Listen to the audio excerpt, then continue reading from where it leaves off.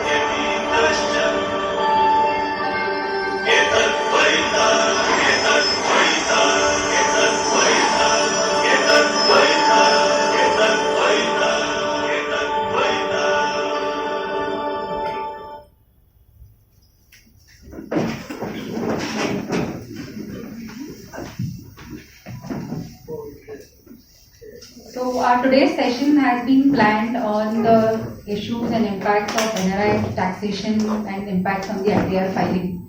And what better than having a very learned speaker with us today, CA Namrata Dedhia. And looking at the crowd, I understand that everyone's been active with this, even with this extension of the individual return filing. But the issues that we are facing are very important for us.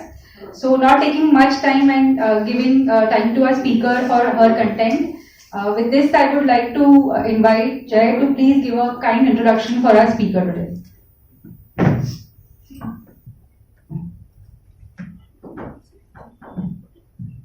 Good evening, everyone. Today I would like to introduce our today's speaker, Namrata Dedhia. She is a practicing chartered accountant for over 16 years and is currently a partner at Shah Dedhia and Associates. She specializes in direct tax, transfer pricing, international tax, FEMA, and valuations. She advises clients on investments, strategies for startups, other transfer pricing policies. Further, she is a graduate from Podar College and she is qualified chartered accountant with All India rank 17 in CA final and 7th AIR in PE1 exams. Along with this, she is also she has secured 4th rank All India rank in CS final exam and 23rd rank in CS foundation exams. She is a chairperson of the student committee and also a member at International Taxation Committee of the Chamber of Tax Consultants. With this, I would like to hand over the podium to our today's speaker, Namrata Dedhia. So this year what we thought is, every year we give a memento to our speaker, but this year we've done a donation on her name at our CA Benevolent Fund, and she's been kind enough to readily agree with that. So that is the memento we present to CA Namrata today. Thank you so much for doing that, and now the floor is yours.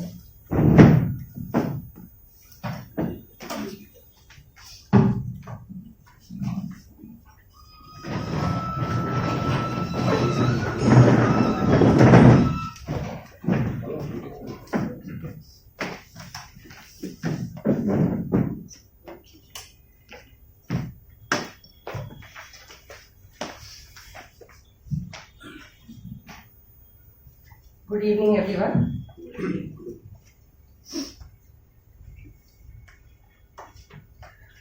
So, while we are talking about NR taxation today, a lot of the discussion will be fruitful for all of us if we are talking about the practical issues that we face.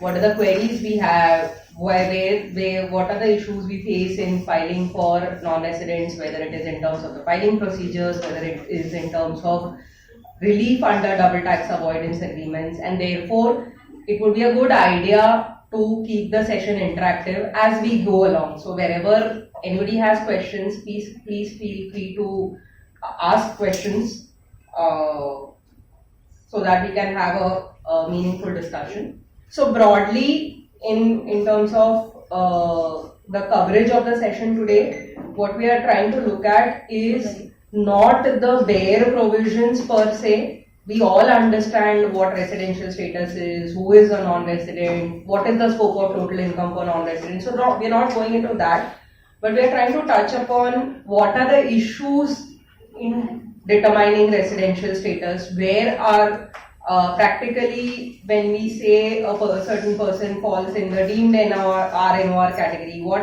happens in that case? Similarly, what are the issues under different heads of income that are commonly faced? What are the typical types of incomes for which we are filing for non-residents? In those, what is the tax position under the Act, under the DTAA, and how could we claim benefits under DTAA, both in terms of the process as well as in terms of the provisions that are commonly applied. And then of course TDS under 195, where all it gets triggered. This is, at least in terms of presentation, what we touch upon under TDS under 195 is just the tip of the iceberg, because that subject is a very vast subject, a session in itself probably. But nevertheless, if we have practical queries, we can always go deeper. And then there is lower or nil TDS application to avoid the 195 TDS or to mitigate the tax liability. And for a non-resident, what are the additional disclosure requirements in terms of return filing and all. So coming to the residential status part,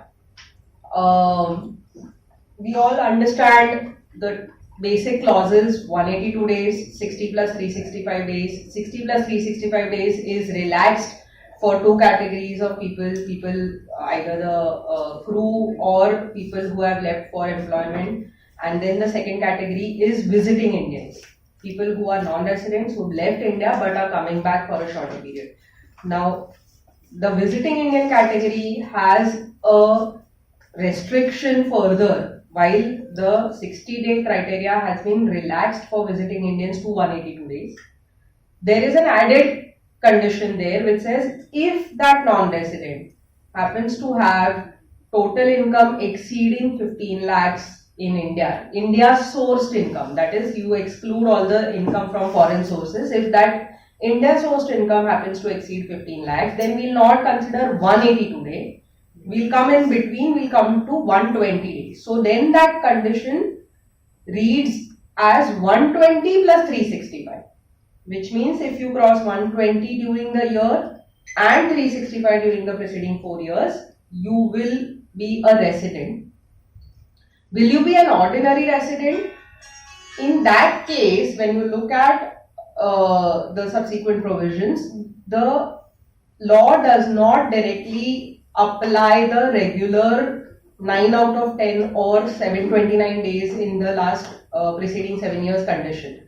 There is an added layer in the not ordinary criteria which says if you are falling under this condition where you are a visiting Indian, you have been in India for more than 120 days and 365 days during the preceding 4 years, then you will be a non-ordinary resident so long as your stay during the year is up to 180 days. So we are now having 3 categories. Below 120 days, in all cases, total income exceeding 15 lakhs, but below 120 days is non-resident. 120 days to 182 days will be RNOR, and above 182 days is where you get into the ROR category, because that anyway you would satisfy the first criteria of residential status itself if you are above 182 days, right?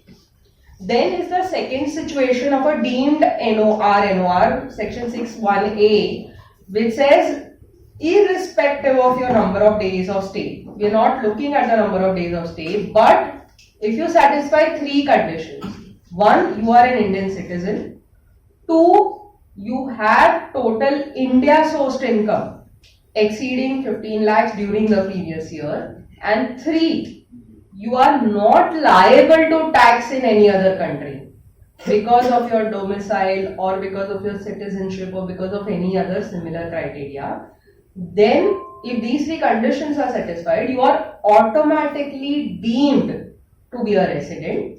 And then further it clarifies, you are deemed to be a not ordinary resident. So you don't become ordinary resident because in this condition, we have not focused on the duration of stay. We have only spoken about the fact that you are not liable to tax anywhere else.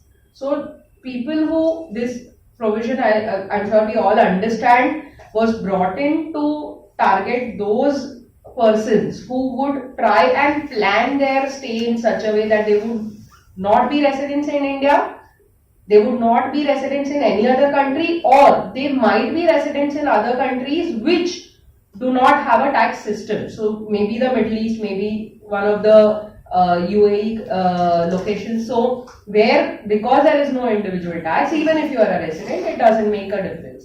So that is the category of persons who get covered in this provision, where it is important for you to be an Indian citizen. So if you have given up Indian citizenship and you satisfy any of the other conditions, you will not get covered here. It is important for your total income from other than from foreign sources to exceed 15 lakhs. Two things are important here. One is that you have to exclude the foreign sourced income. Two is the phrase used is total income. And total income, as we all understand, is income which is liable to tax, right? So if you have India sourced income which happens to be exempt, that again will not be considered for this 15 lakh criteria. You will have to look at the taxable total income for that person if that exceeds 15 lakh, and finally you are not liable to tax in any other country, then you will get covered here. Now that liable to tax phrase itself is quite tricky. When this provision was introduced, there was a lot of hue and cry to say that this will also attack people who genuinely, because of their job, because of their work, have moved to a country where there is no tax system. So somebody may have taken up a job in Dubai and moved there and is not liable to tax. They will also get covered here if they happen to have passive income in India. And there it was clarified at that point of time when the amendment was introduced that people in that falling in that category will not be targeted by this provision. But when it comes to the actual sections, when it comes to the actual wordings, nowhere in the provisions, whether it is section 6 or whether it is section 2, is it clarified that any particular category of people can be excluded from this. It simply says that liable to tax means you have to be subject to tax in that country by reason of your domicile, by reason of your citizenship or a similar criteria. You may be liable to tax on a source basis. That is not liable to tax. For instance, a non-resident receiving royalty from India will be taxable in India on a source basis. But he is not liable to tax in India because of his citizenship or his residence or his domicile. So, if a non-resident is taxable anywhere outside India simply because of his source of income coming from a certain country, that will not take him out of the condition of liable to tax. You have to look at whether he is liable to tax on his overall income on the basis of his residence or citizenship or domicile. If that condition is satisfied, only then he will be able to come out of subsection 1. The difficulty that could be triggered here is first, we already spoke of total income part, but the deemed NOR status.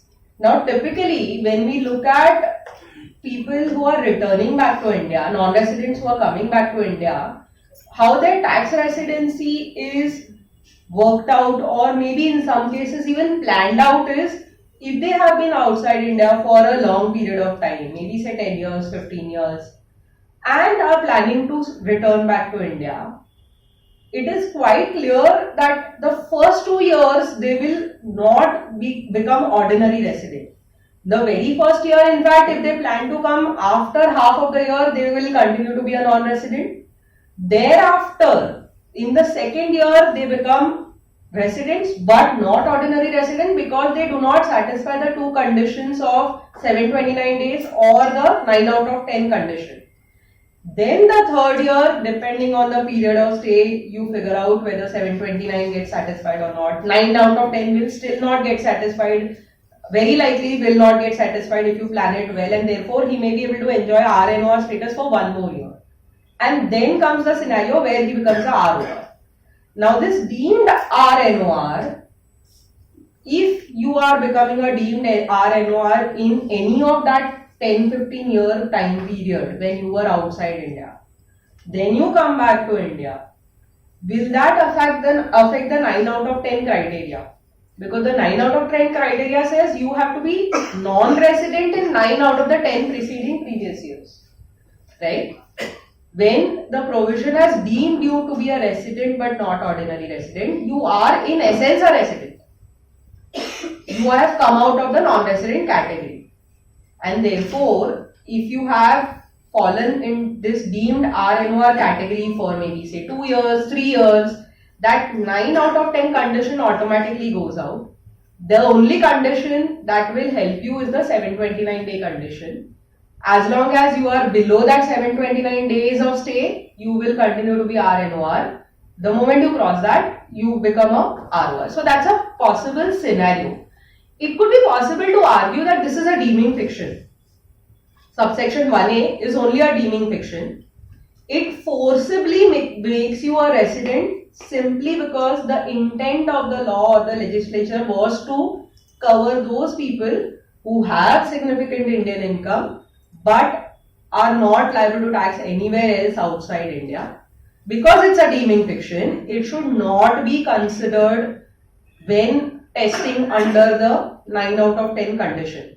But that is something that needs to be seen. These provisions are new relatively. They have not yet gone through that entire cycle where we could identify whether people who have returned to India are facing a difficulty because of this provision, and it will only be a matter of whether the courts accept this argument that a deeming fiction should not affect my residential status, which otherwise I was a non-resident as per the regular provisions. The other issue that this also creates is a dual residency, because you are a resident in some other country as per their local laws, may not be liable to tax in their country because the country itself doesn't have a taxation system, and then you are also a resident in India because of the deeming provision, because of subsection 1. So you end up becoming a dual resident, which of course happens in a lot of other scenarios. It could also happen in a situation, the most common situation that we see of dual residence is where somebody is a US citizen. Purely based on citizenship, they are considered residents of US, and then they spend time in India more than 182 days, they become residents in India also. So that's a very common scenario of dual residence. But this is another scenario where because of a deeming fiction, you could be treated as a resident in two countries.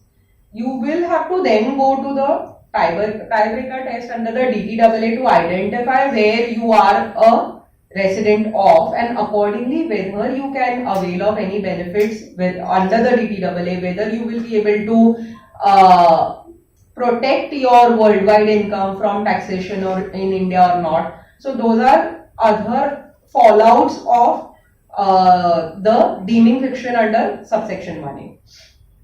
The tiebreaker test, quickly to touch upon, is where the DTAA will typically lay out 4 or 5 layers of tests to decide if a person is becoming a dual resident, then who gets the right to tax. Because as per the domestic laws of both countries, the other person is a resident in both the countries, and most countries will try to tax the global income. That person will end up suffering significant taxes because of the dual residency in both countries. So in the example of the US person becoming an Indian resident, He will have global taxation, global income taxed in India also, he will have global income taxed in US also. So that is where the tiebreaker test helps. The layers of the test usually try to look at where is what is the person's immediate source of income or immediate where is the person's permanent home available, where is the person's center of vital interest available, where is the habitual abode of that person available, where is the nationality of that country. So these are sequential tests. You apply the first one, if you cannot break the first one, you go to the second one, if you cannot break the second one, you go to the third one. And then after nationality also, if it is not possible to determine where the person's residence is to be broken in favor of which country, then you go to the procedure called the mutual agreement procedure, wherein both countries mutually will have to agree on which country will treat him as a resident and which country will allow him the benefits of the TPWA, right? When it comes to this 120-day criteria, or for that matter even the 182-day criteria, recently we had this interesting decision by the Chennai tribunal in the case of DCIT versus M. Mahadevan, where they have examined his residential status for 3 years. And, the assessee, the taxpayer, was claiming to be a non-resident and having several businesses in India. A raid was conducted, a search was conducted on those businesses, and that is when it was identified that he is spending significant amount of time in India as well as outside India. So he had businesses in India, he had businesses outside India. He provided the stamps of his passport, basis which his stay in India during those periods was under 182 days, and therefore he claimed his residential status to be a non-resident. The department pulled out his visit information, his arrival and departure information from the FRRO.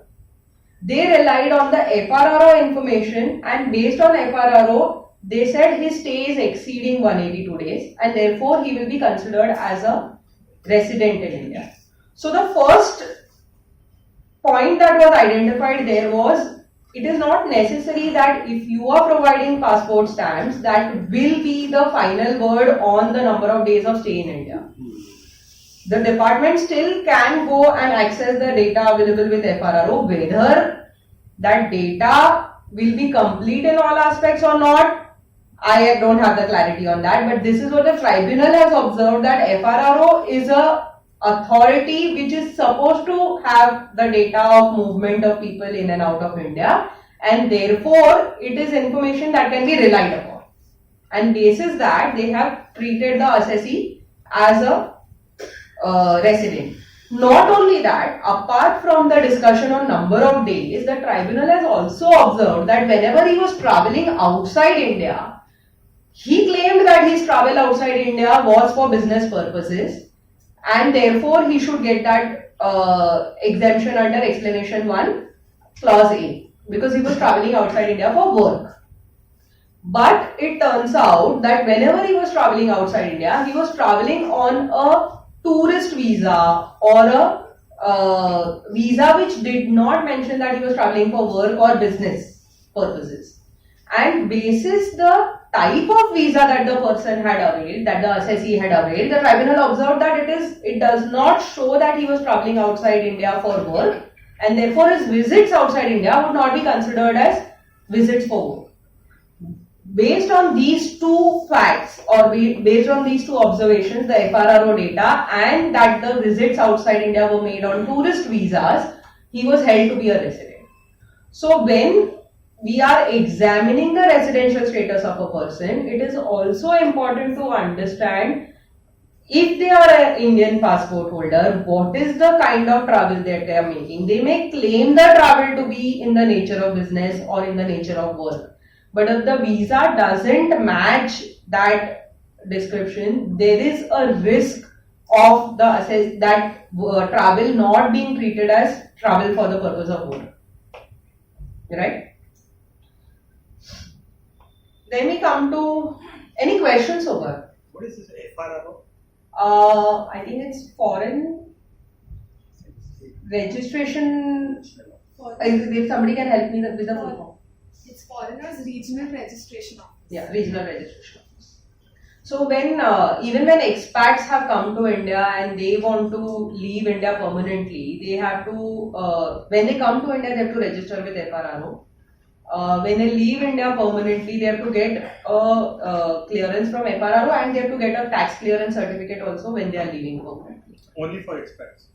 So that is one of the work that where FRRO is involved. But they also have information on your travel.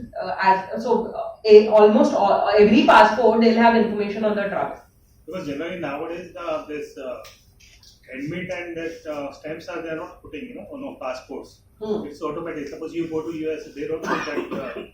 But we put no. Oh. So it is our stamps. Anyway, from Indian residential status point of view, they are looking at our stamps. Okay. So in one of the cases, of investigation unit where they had issued a notice relating to foreign assets to an assessee that I was looking into.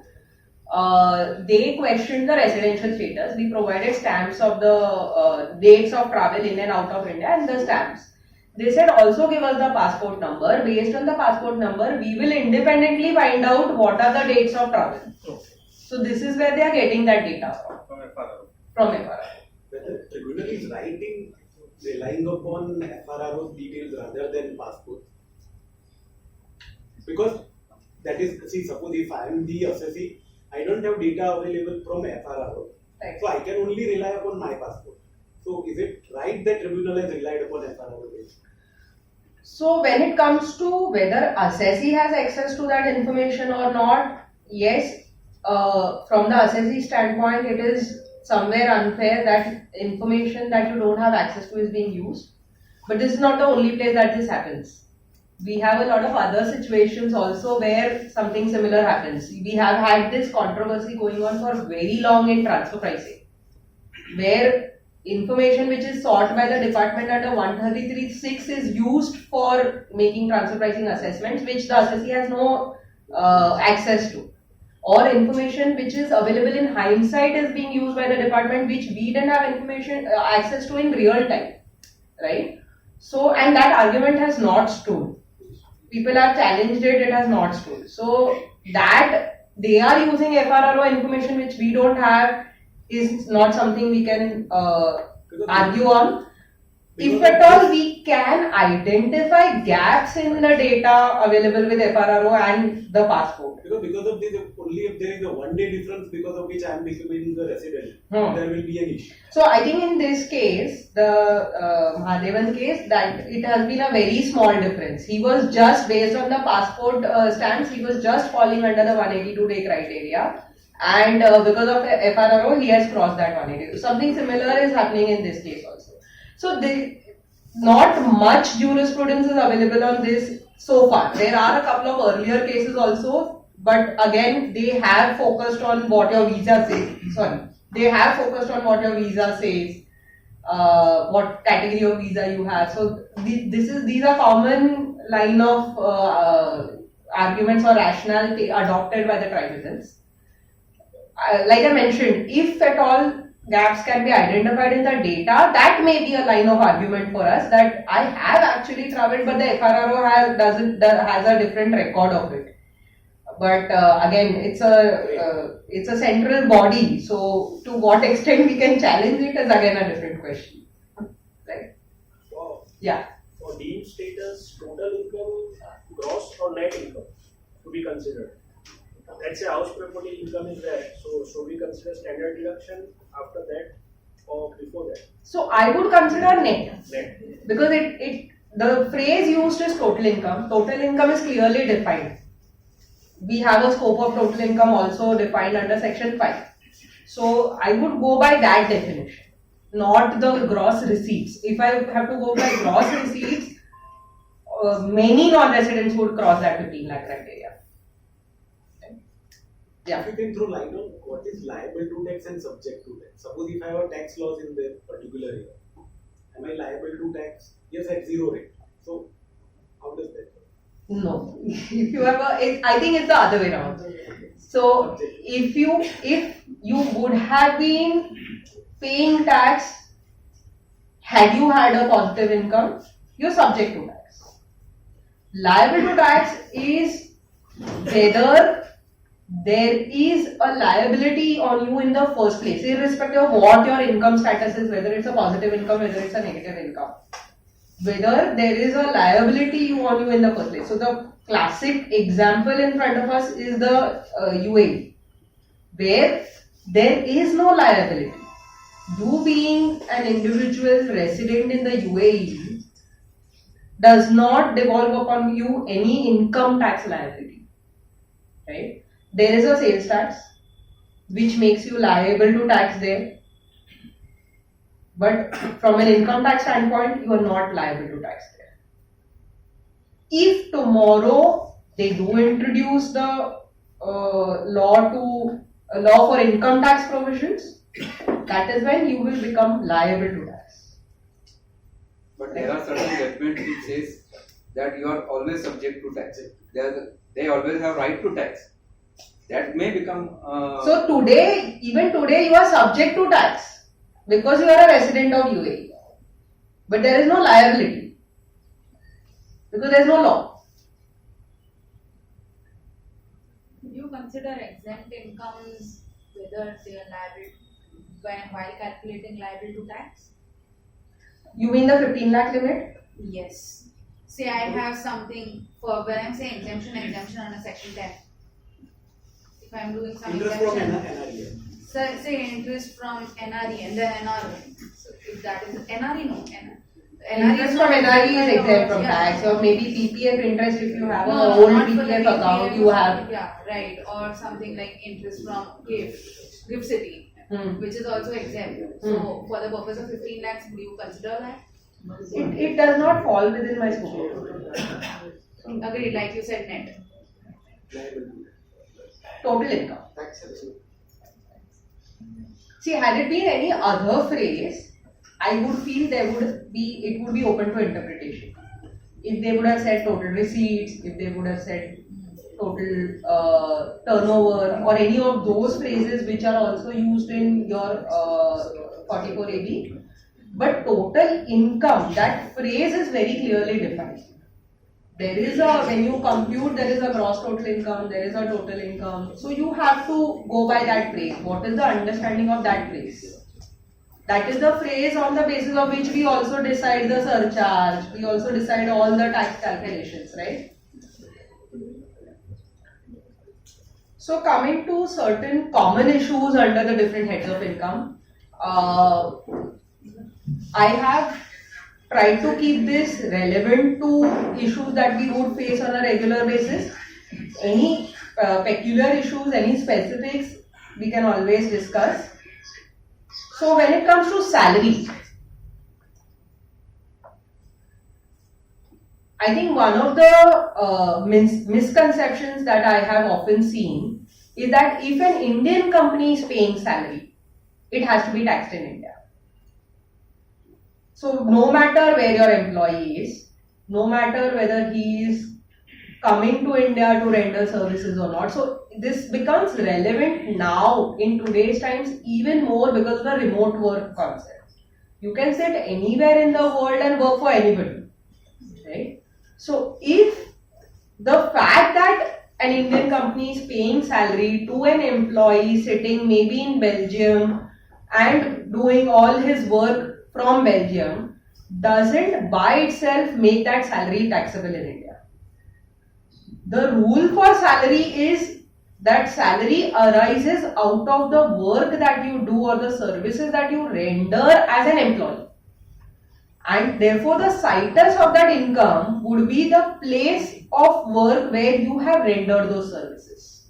If you have not rendered those services in India, your salary income will not be liable to tax in India. Unless, of course, there is a receipt. So we have two facets of taxation when it comes to scope of total income. We have a receipt basis, we have an accrual basis. If your salary is credited to an account in India, just because you are hired by an Indian company, you are probably yourself an Indian who has moved out of India and you have an Indian account. If your salary is credited to an account in India, there is a receipt in India. The receipt will make it taxable in India. But if it is credited to you in a foreign bank account, then the fact that you are rendering services outside India would place you in a position where the salary is not taxable in India. You could also, for this, look at Section 9. Section 9(1)(3), which talks of salary, very clearly says that salary for the period of services rendered in India is deemed to accrue or arise in India. And that period of services rendered in India will include period of leave which is sandwiched, or period of leave before or after that service. Because people try to avoid tax for a certain period by sandwiching leaves in between, right? So that is where Section 9 clarifies you will have deemed accrual of salary in India if you are rendering service in India. Unless, of course, it's paid by the government of India, there is deemed accrual. Anything paid by the government of India, it is always deemed to accrue in India. Apart from that, if it's a private employer, then salary which is paid for service rendered in India is deemed to accrue or arise in India, which implies therefore that if I'm sitting outside India and rendering services, even if to an Indian company, that should not make the salary liable to tax in India, right? The DTAA corresponding provision that we will have for salary is, of course, article on dependent personal services. Now, when you look at again article on dependent personal services, it will say the primary right of taxation in terms of article on in terms of dependent personal services, which is nothing but salary, is given to the country of residence of the taxpayer. So wherever the recipient, the person who is receiving the salary, the employee is residing, that country gets a right to tax it, unless, then there is another criteria which says unless the service is rendered in the source country. So if you are talking of India, Belgium here, the country which gets the right to tax that salary income will be Belgium unless the service is rendered in India. Then India gets a right to tax. Even in that, it further goes on to say that even in that case, India may not be able to tax it, or India will not tax it, and Belgium alone will get a right to tax if it is not paid, or it is not paid by or on behalf of an employer in India, if that employee does not spend time in India beyond a certain threshold. Different treaties will have different thresholds. Some treaties will have a 90-day threshold, some will have a 182 or 183-day threshold. So if the employee does not spend that much time in India, if the payer or the person who ultimately, the entity which ultimately bears that cost is not an Indian entity, or it is not debited to the books of an Indian entity, or it is not borne by an Indian entity, then if these conditions are satisfied, then again India will not get a right to tax it. It will be Belgium or the country of residence which gets a right to tax. So DTAA echoes the position in India that wherever the services are rendered, that is where the salary will get taxed. So this is something that I have seen often come up as a query, that why is the salary being paid to somebody who is sitting outside India not being subject to TDS under 192, right? The reverse scenario also happens where you have expats coming to India for maybe a 2-year period, for a 3-year period. Their employment with the parent entity or with the entity who originally employed them continues. So say for example, we flip the scenario, we have a entity in Belgium, maybe it's subsidiary in India, and the Belgium entity has a key employee who they want to send to India for 3 years to set up the India operations or to streamline the India operations or whatever, set up a new line of business. Now, because that person is coming to India for a temporary period, maybe a 3-year period or maybe a 5-year period, he doesn't give up his employment with the Belgium entity. He continues to be an employee of the Belgium entity, and because he is in India, he also has an added employment with the Indian entity. So his main salary cost is still borne by the Belgian entity, or is still paid out by the Belgian entity. Let's not call it borne by the Belgian entity. The salary cost is still paid out by the Belgian entity. Because he is spending all his time in India, it doesn't make sense for the Belgian entity to debit that cost to its books of accounts. So it transfers all that cost to the Indian entity by way of a debit note. Now here, because he is here for a certain time frame, acting as an employee of the Indian company, continuing to follow all the rules and regulations that apply to the employees of the Indian company, even though his salary is first paid by the Belgian entity, he is considered as an employee of Indian company. He is rendering his service in India, and therefore his salary becomes taxable in India as salary, right? So that's the reverse scenario.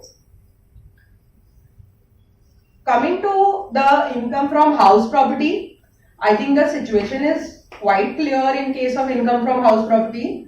It's a physical asset. If you are a non-resident having property in India, getting rent from there, it's a physical asset in India. And when it comes to a physical asset and immovable property, the thumb rule worldwide is that the country which has that immovable property will be the country of source that gets the right to tax. The country of source gets the right to tax. That is true even with the domestic tax laws, that is true even with the DTAAs, right? So income from house property clearly gets taxed in India.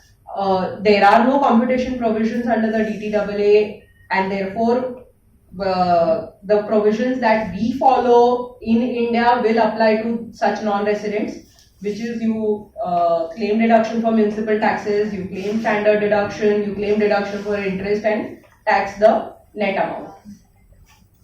Yes, ma'am. What happens if the rental income is more than 50 lakhs? Suppose for a So, I think that question was also asked by somebody else. So, we are saying the gross income is more than 50. But there are deductions. Right, but suppose that limit is, suppose total property rental is more than, if you take a figure of 30 lakhs. Okay. Whole income of, you will also be taxed. Then you will get covered under that deemed NOR. Yes, absolutely. You will get covered in the deemed NOR provision. So it doesn't distinguish between maybe an active income or a passive income. What nature of income? There are people who have just dividends exceeding 15 lakhs. They are doing nothing in India. They have maybe some inherited assets in India, inherited shares in India, and they are gaining dividends more than 15 lakhs out of it. Simply because of those provisions, they become RNO. So, yeah, the rent income that the non-resident receives is ideally liable to TDS under 195 by the tenant. Now, this is again a gap which, even after so many years of these provisions being in existence, still is seen, where the tenant pays the non-resident landlord knowing that the landlord is a non-resident and still does not deduct TDS, or now they deduct TDS as per 194 ID. But that is not the ideal scenario. You are making payment to a non-resident, you are supposed to or you are liable to deduct tax at source under 195. 195 says you are liable to deduct tax at source on the sum chargeable to tax.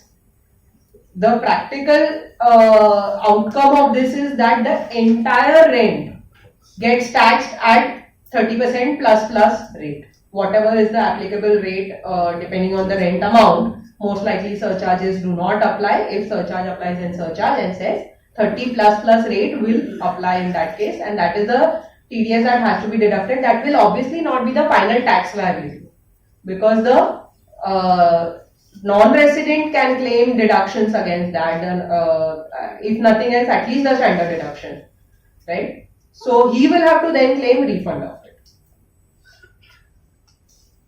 The corresponding article under DTAA, income from immovable property, nothing significantly different. It also says the same thing. Whichever country has the immovable property will have the right to tax. There will be in DTAAs, yeah. In that article on income from immovable property, suppose if I have property outside India and I have rental income, can I take a view in view of Article 6 that income from immovable property, the word may be taxed can be interpreted has to include shall be taxed in that country, and that country only has the right to tax. India doesn't have right to tax because of several decisions. No, I would say there isn't any decisive interpretation which will say that you have to take maybe as shall be.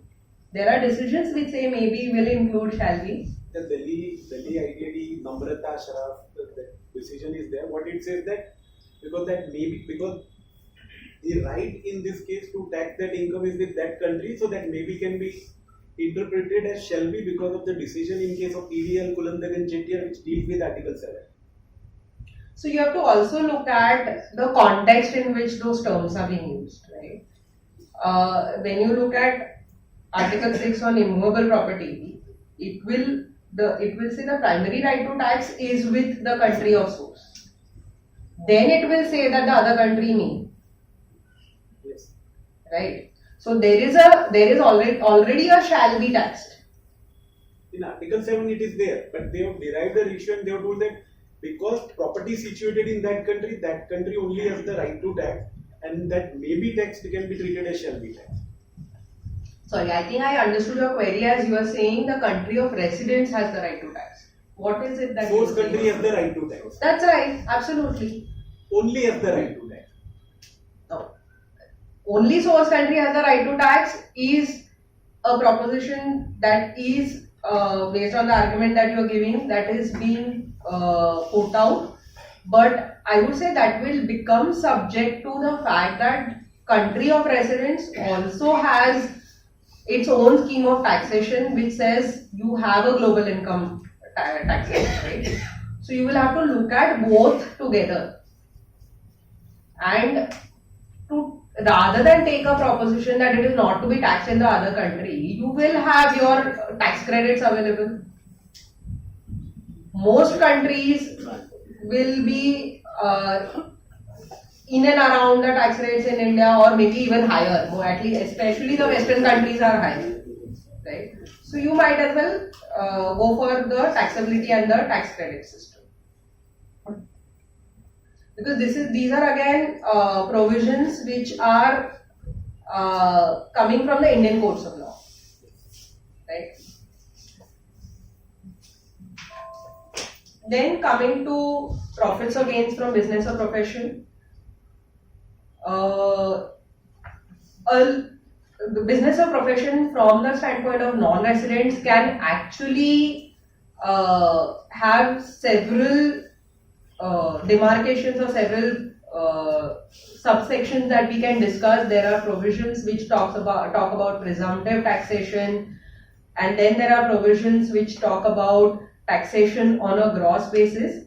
Broadly, if I have to talk of business profits for a non-resident, I would divide it into three categories from a non-resident standpoint. So whenever you are making a payment to a non-resident, for the non-resident, it is his business. It is in the regular course of or ordinary course of his business. But from the payer point of view, it could fall under fees for technical services, which because it's in the nature of service, it could fall under royalty, or if not these two, it is likely to fall under other business profits, right? The rule under Income Tax Act or the domestic tax laws is when it comes to royalty and fees for technical services, we have, if the payment is being made by the government of India, it is deemed to accrue or arise in India. If the payment is being made by a resident, it is again deemed to accrue or arise in India unless it is for businesses outside India.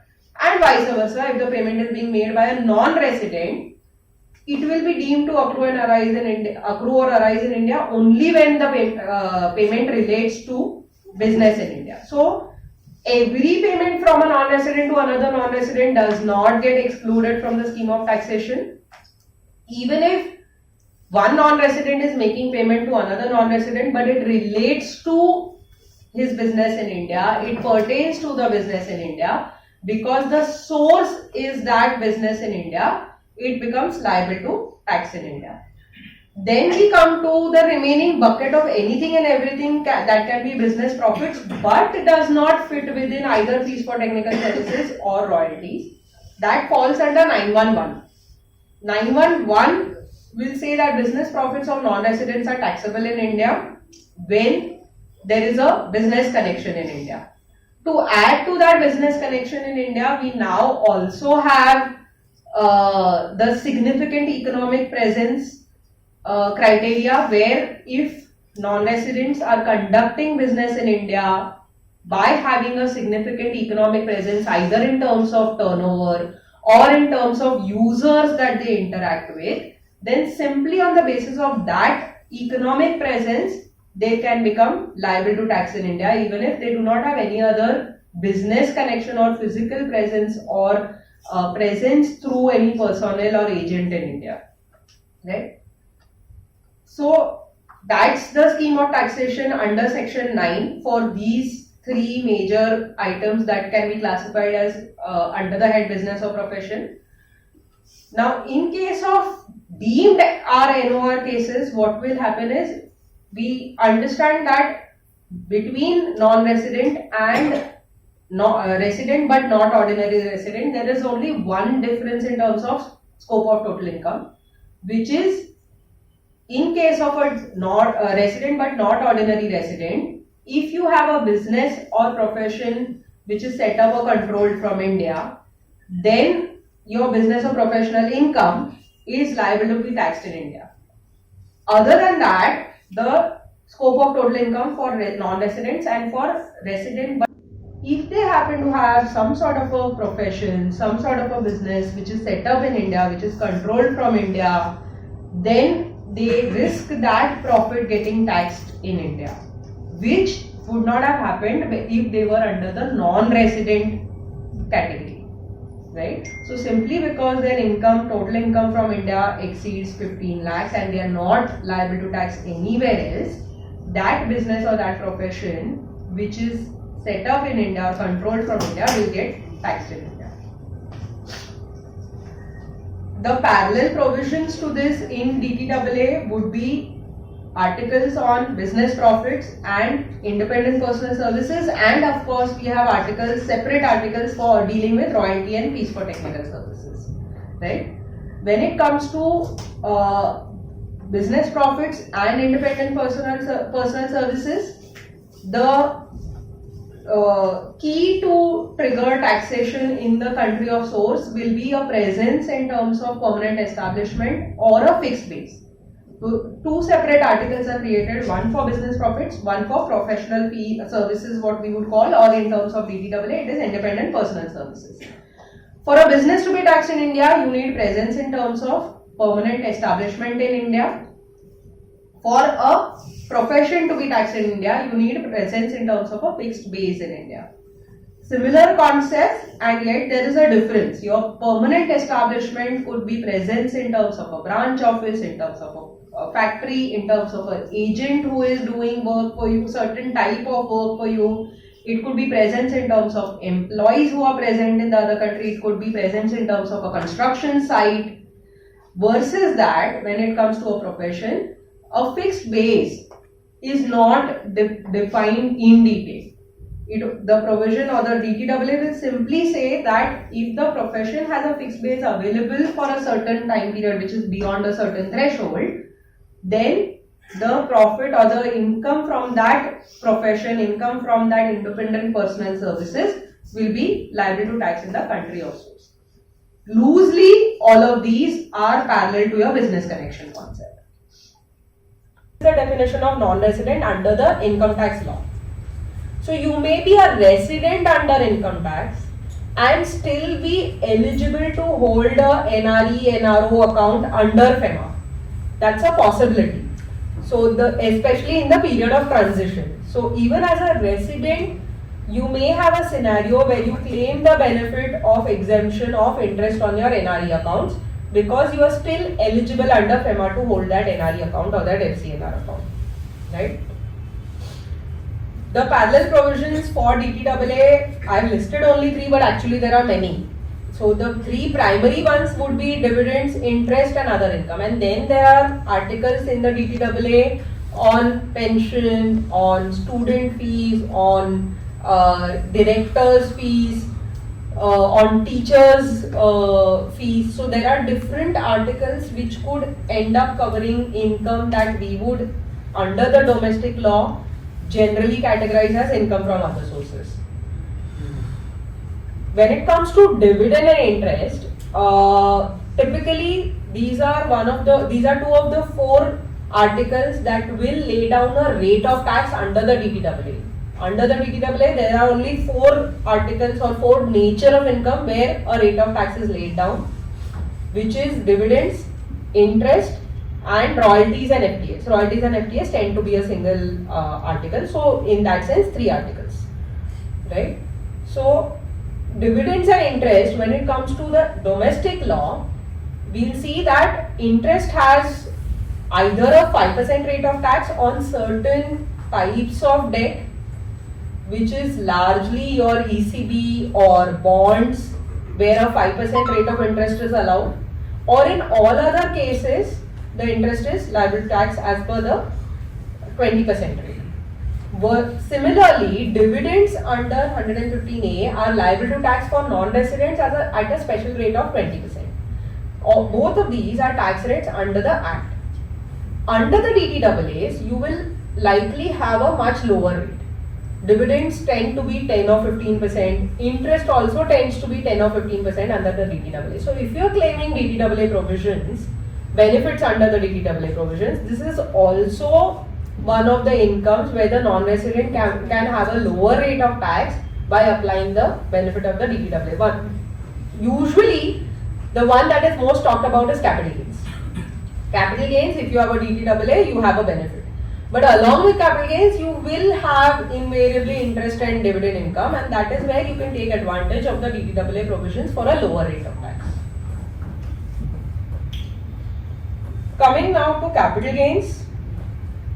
As per domestic law, I think it is very clear. You have an asset in India, whatever be the nature of asset, whether it's an immovable property, whether it's shares in securities, whether it is any other asset, rights, tenancy rights, or any of those rights, all of them end up being an asset in India with a situs in India, and therefore they become liable to tax in India as per the domestic law. Not only that, we have the indirect transfer provisions, which even make an asset situated outside India taxable in India in certain scenarios.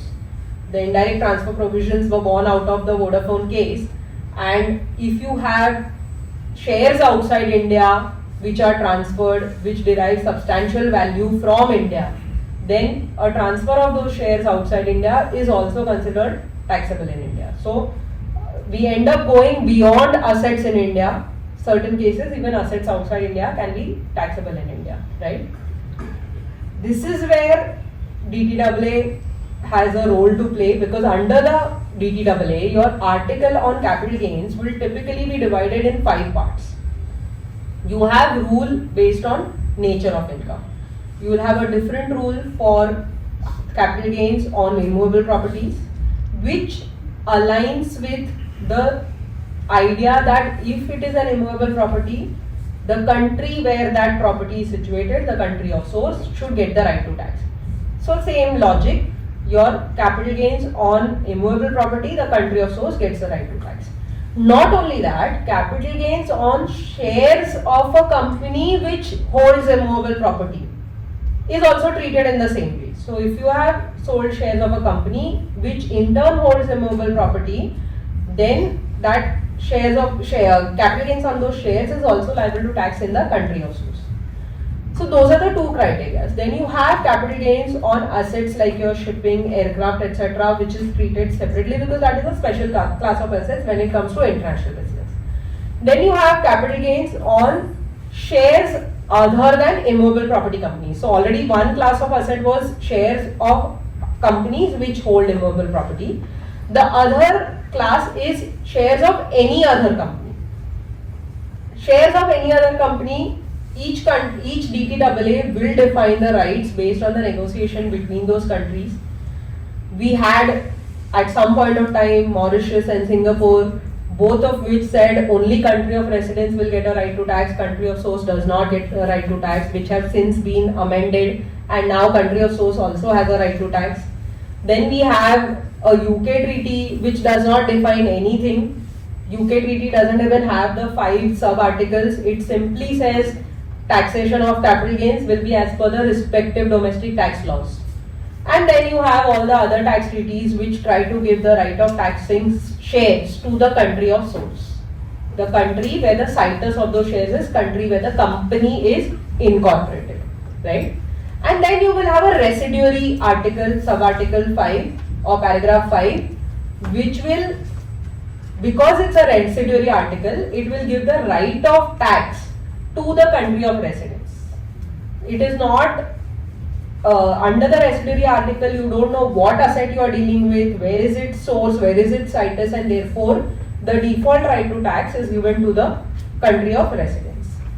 The recent discussion on these mutual funds being tax exempt is coming out of this residuary paragraph of Article 13. In several countries, in several DTAAs, you will see the same principle being followed, that the residuary clause right of tax will be given to the country of residence.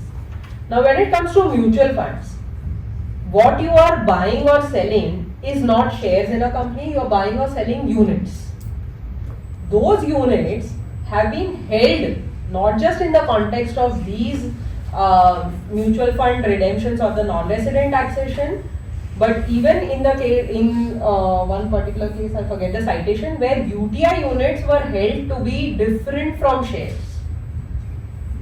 And relying on that, the recent decisions that tribunals have said that if units are different from shares, it cannot be classified in the paragraph 4, which talks about taxability of gains from sale of shares. You will have to take it to taxability of gains from sale of other assets, which is the residuary part. And because it gives the right of tax to country of residence, India doesn't get a right to tax where we are talking of non-residents investing in India. So you have all your major countries, you talk of Singapore, you talk of Swiss, you talk of UAE, all of them, your residuary article says country of residence will get the right to tax. So if country of residence is one of those countries, you have invested in mutual funds in India, India doesn't get a right to tax and you claim exemptions. So this has come into the limelight recently, but this is not new. One of the first decisions in this dates back to 2013, which was also Mumbai Tribunal, but probably it didn't catch the attention of people back then. It has caught attention now that people are having significant capital gain incomes, right? So, way back in 2013, in case of Satish Raheja, in the context of Indo-Swiss DTAA, Mumbai Tribunal gave a similar decision that the residuary article in Indo-Swiss, it is 13.6, there are 6 paragraphs. So the residuary paragraph, they said, does not cover mutual fund units. Shares does not cover mutual fund units, so it will go to residuary paragraph, and right to taxes is with Switzerland, not with India. Same has been subsequently followed by Cochin Tribunal, by Delhi Tribunal, and now again by Mumbai Tribunal in the case of Anushka Shah, right? So what is it that the assessee needs to do? He needs to ensure that he is eligible to claim the benefit under the DTAA, which is obtain the tax residency certificate. So while we are discussing not liable to tax because UAE doesn't have a system of taxation, UAE still issues a tax residency certificate. They issue a tax residency certificate basis which you can claim the benefit of the DTAA. And they did not issue tax residency certificates actually earlier. It is only after the DTAA, the UAE DTAA is also a relatively new DTAA. It's one of the younger DTAAs if we have to talk of the network of DTAAs that India has. And it was only after the DTAA came in, there were provisions which were supposed to allow benefit of the DTAA, that even slowly the tax residency certificate concept came in, right? So the client obtains the tax residency certificate, you file that tax residency certificate along with Form 10F and claim the benefit of the DTAA. If apart from this discussion on the capital gains on sale of mutual fund, any other scenario of capital gains which is liable to tax in India, of course, because it is taxable in India, whoever is the buying party, whether it is property, whether it is shares, has an obligation to deduct tax at source under 195. So in case of property, the buyer will have to obtain a TAN, deduct tax at source on the sale consideration. In case of shares, it will be the bank which will be the entity which is liable to deduct tax at source under 195. In case of mutual funds, where of course the benefit is not available of DTAA, the fund house is the person who is paying out the amount, and the fund house will have to deduct tax at source. Just one question. So,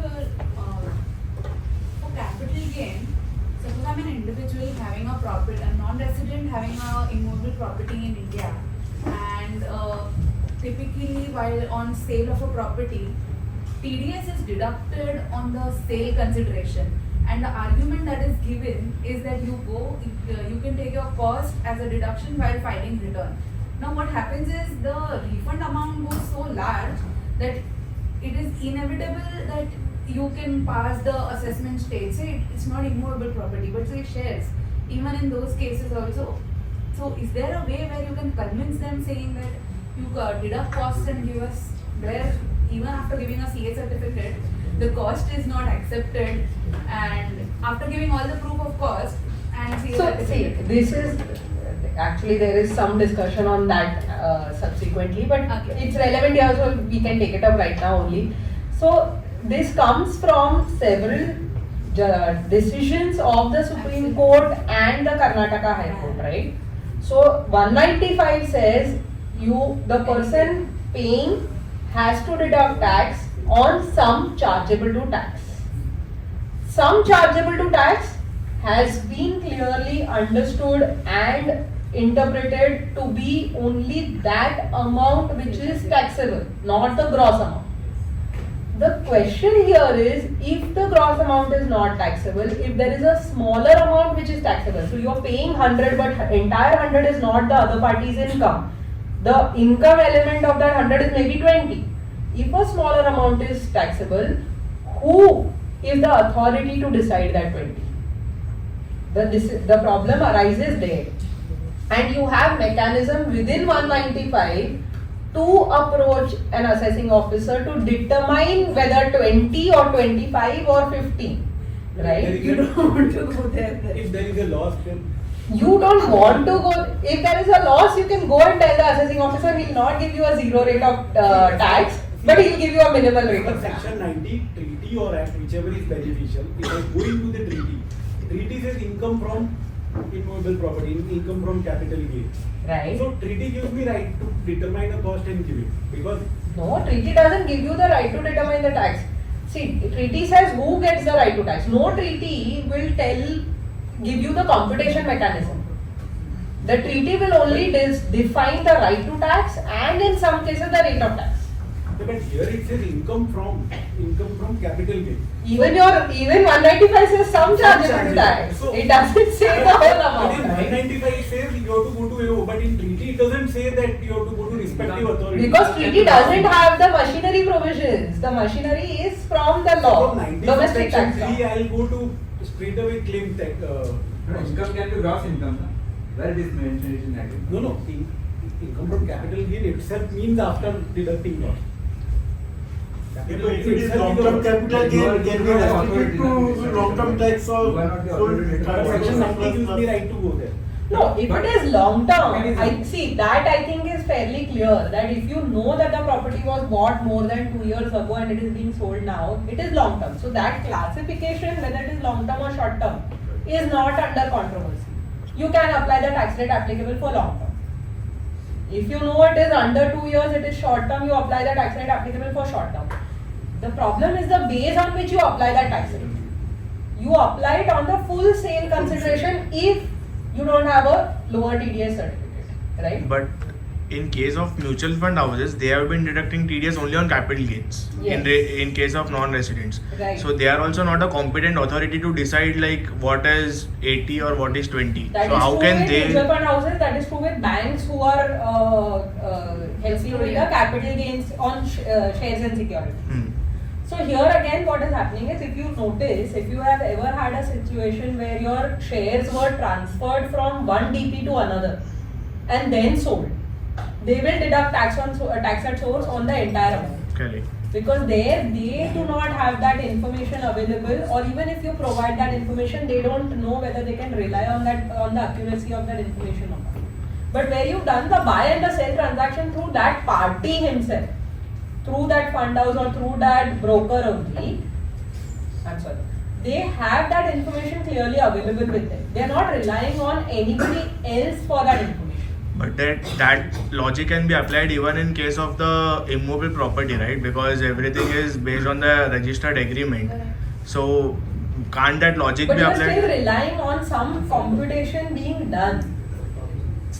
You are still relying on information such as your cost plus stamp duty plus, so there will be a cost. If that cost is before 2001, then you go for 2001 fair value.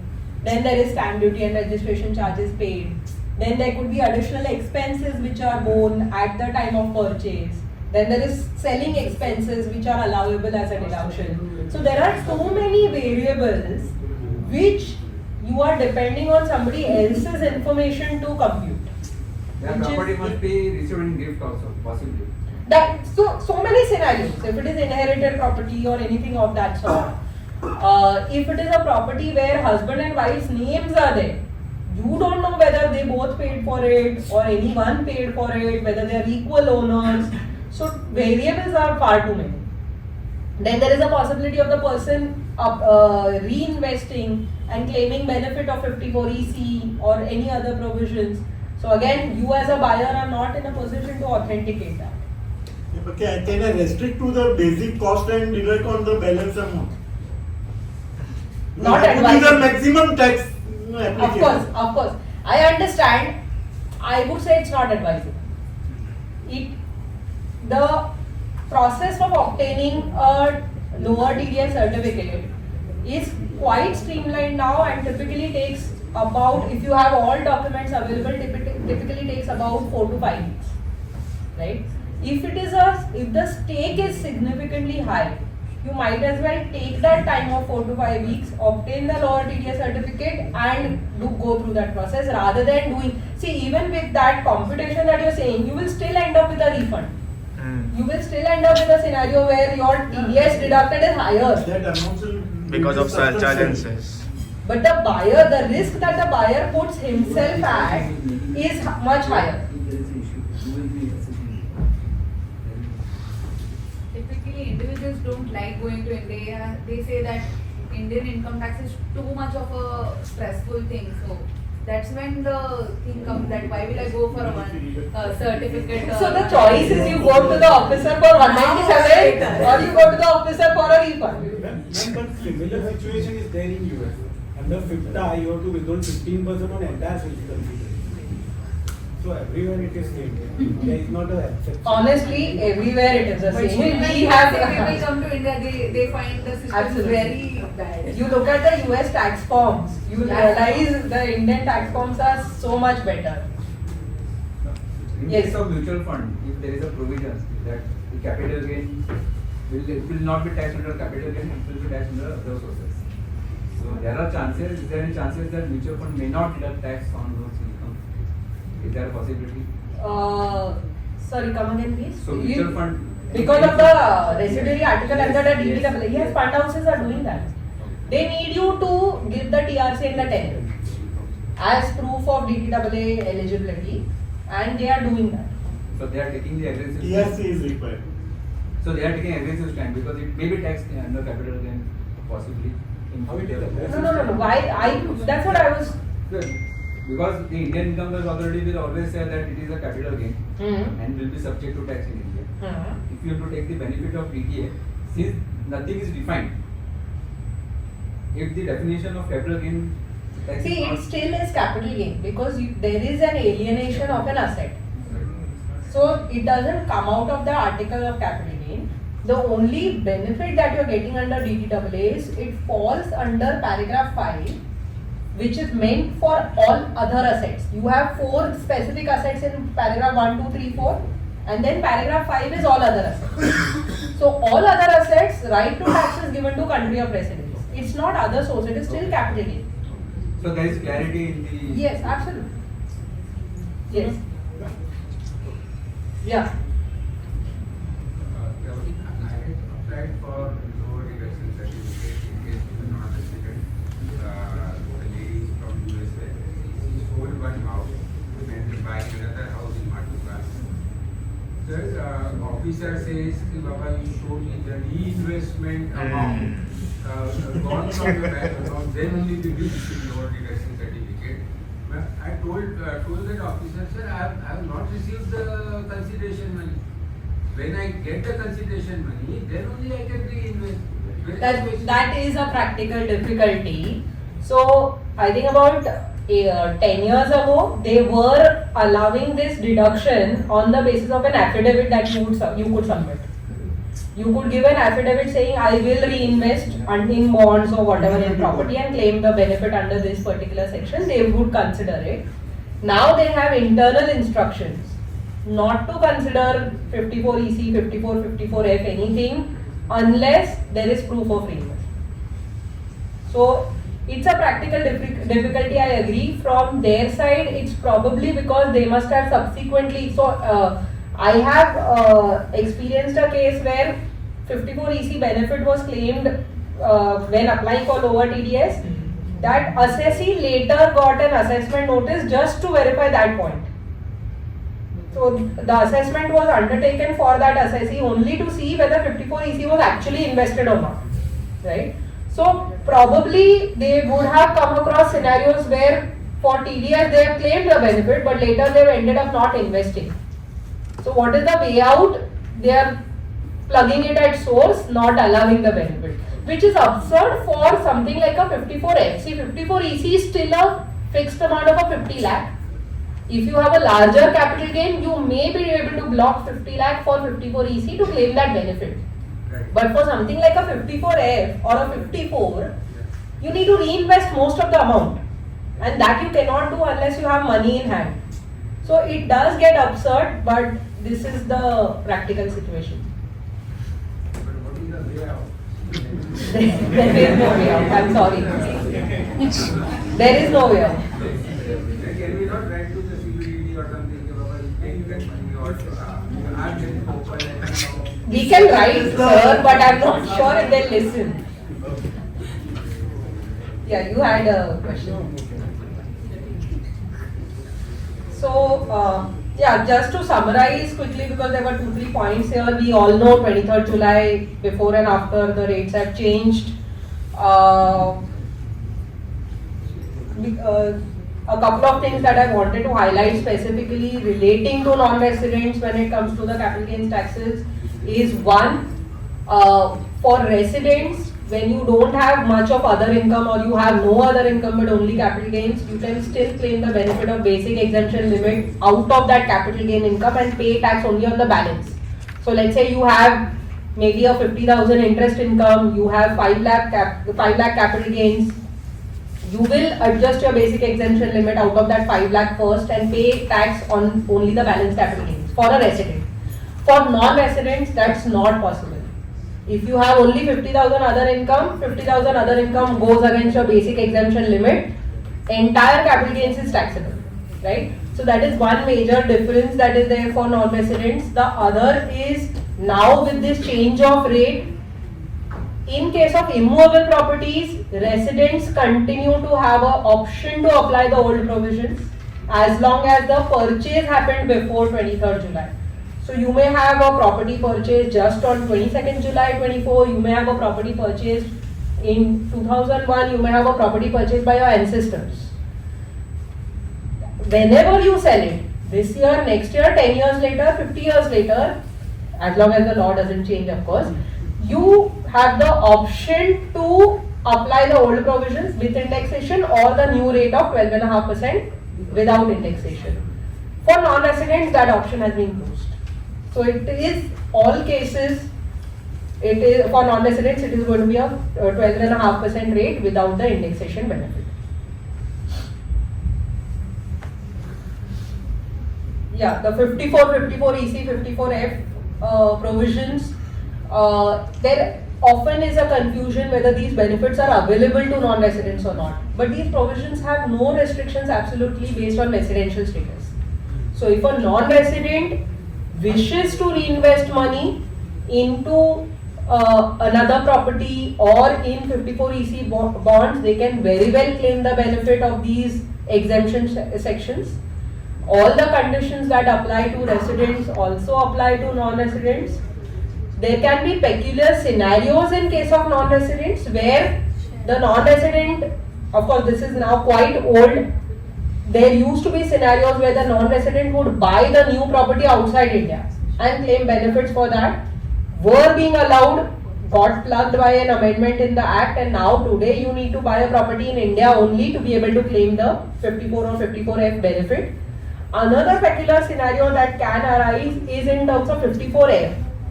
In 54F, we have one additional condition that as on date of transfer, you cannot own more than one other residential property. So, if as on date of transfer you already have 2 residential properties and a new residential property, you will not be eligible for 54F.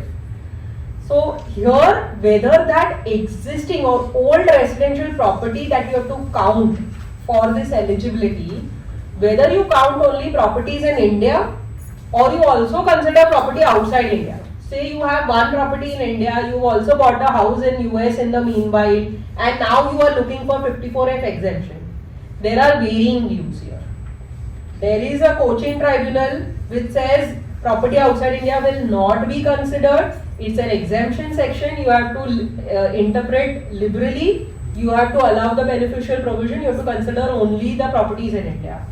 And then you have a exactly contrast view given by Visakhapatnam Tribunal which says property anywhere as long as you are the owner will be considered, right?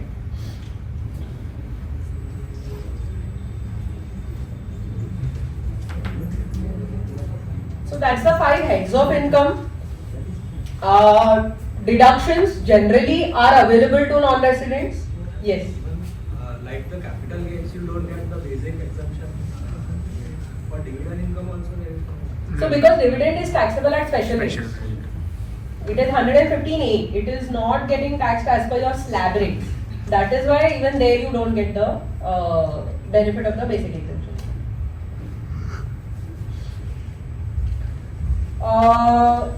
When it comes to deductions, generally there is no differentiation between a resident or a non-resident claiming these deductions. Available old regime plus deductions is available to non-residents also, but there will be restrictions in terms of which all instruments they can invest in, whether they can claim benefits of policies taken outside India or not.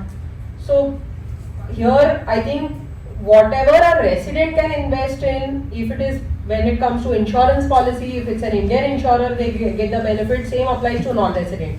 So ATC deductions, if it's an Indian insurer, you get the benefit. If you insured yourself or if you take an annuity with an insurer outside India, you don't get a benefit.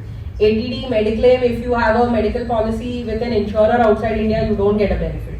Donations, if you made donations to bodies outside India, even if they're working in India, but if you made the donations outside India, you won't get a benefit, right? And then under ATC, some instruments are not available to non-residents only, like the post office savings schemes is not available.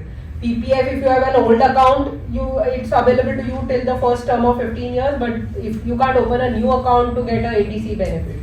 So certain instruments are not available to non-residents at all. So while it is easy to say that policies taken in India, you can get a benefit, non-residents can get a benefit, but the reality is that a non-resident who is hardly spending time in India will not have policies in India, will not avail of mediclaim policy or a life insurance policy in India because they are not exposed to that risk which they need to cover. DTAA benefits to a great extent I think we discussed, but still, so as in terms of ensuring that you are eligible to avail the DTAA benefit, we need the TRC valid for the period for which you are claiming the benefits, and along that TRC has to be filed online on the income tax portal along with Form 10F, or rather uploaded, and a Form 10F has to be filed. The 10F can be generated even if you don't have a PAN. So it's not that just because you're going on the income tax portal you need a PAN based login. You can generate the 10F even without a PAN. You do face difficulty there in creating that login, because if you're giving a foreign mobile number, if you're giving an email ID outside India, often the OTPs that are needed to create the login are not received. The practical way out that people have found here is to provide the numbers and email IDs of the consultant only, of the CA only, to create the login, and you only do the entire process. The risk I see there is when you are giving your mobile number, your email ID as the contact, both mobile as well as email, you are essentially saying that all communication should come to you. So you become as good as a representative assessee for that person in India. Tomorrow if any notice is issued to that person for any reason, it will be issued on your email ID, messages will be sent on your mobile number, right? So either you take a letter of authority and an indemnity when you do that, or I would feel even better, you try and have at least one of the two. Mostly email ID only, because mobile numbers outside India may not receive the OTPs. You try and have at least the email ID of that person. So the email communication goes to him only. The email OTP is received by him only. You are only facilitating the technical issue by helping with an Indian mobile number, right? The TRC will, we follow the financial year April to March. Most countries do not. So the TRC will relate to in 9 out of 10 cases to a period different than April to March. So UAE for instance, if you are looking at filing TRC for the financial year 24-25 when you file the tax returns, UAE will give the TRC for calendar year from Jan to December 24. But you are filing the return for April 24 to March 25. So what do you do in that case? You try and make sure that the TRC covers the period when that income arises or when that gain arises, right? So if you have a scenario where most of the gain is arising before December, I think you are through that TRC for April to December works. If you have gain arising after December, between Jan to March, then you have some difficulty. You will have to be relying on the old TRC and claiming the benefit, because the TRC for Jan to December 25 will not yet be available. It will be available only after the year has passed. Earlier, UAE was issuing TRC in advance also. Now they stopped that also. So they issue TRC only after the year has passed, right? So what do you do in that case? There is one Ahmedabad tribunal case in the case of Scaps Industries which says that a TRC is not necessary because 90 subsection 4 does not override the treaty unilaterally. That is the observation. And from that observation we therefore derive that even if at that point of time you do not have the TRC, you should still be able to claim the benefit. Of course, this will become a litigator position if the quantum of income that you are claiming benefits for is significantly higher. And you need to sound off the client or the taxpayer for that, because there is no other way out. You do not have the TRC for a period which has yet to end. But you should be able to at least have a position where you have jurisprudence to say 90 subsection 4 cannot unilaterally override treaty, so you are still eligible for treaty benefits. You may furnish that documentation probably at a later date and cite the impossibility of performance and claim the benefits. So anyway, by the time the assessment happens, the year would have ended. You do have a possibility of obtaining the TRC. You should advise the client to obtain the TRC, and impossibility of performance should help you to at least escape any penalty provisions.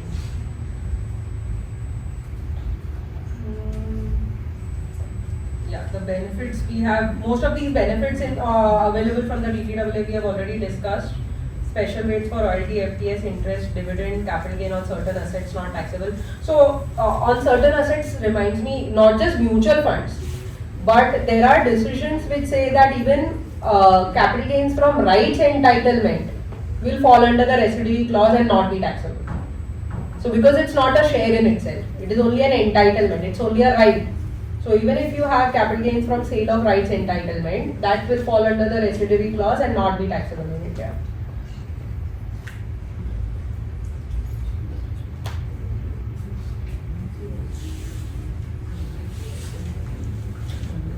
TRC available for a different period, this we discussed. If TRC is required, is TRC required in case tax is not payable under the Act itself? To my mind, no. It's fairly simple. 90 subsection 4 will get triggered if you are claiming any benefit under the DTAA. If you are not liable to tax under the Act, there is no question of furnishing a TRC. Is TRC sufficient for claiming a DTAA benefit?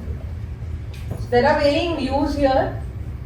There is a CBDT circular 789 which had claimed that TRC is sufficient for accepting both the residential status as well as the beneficial ownership.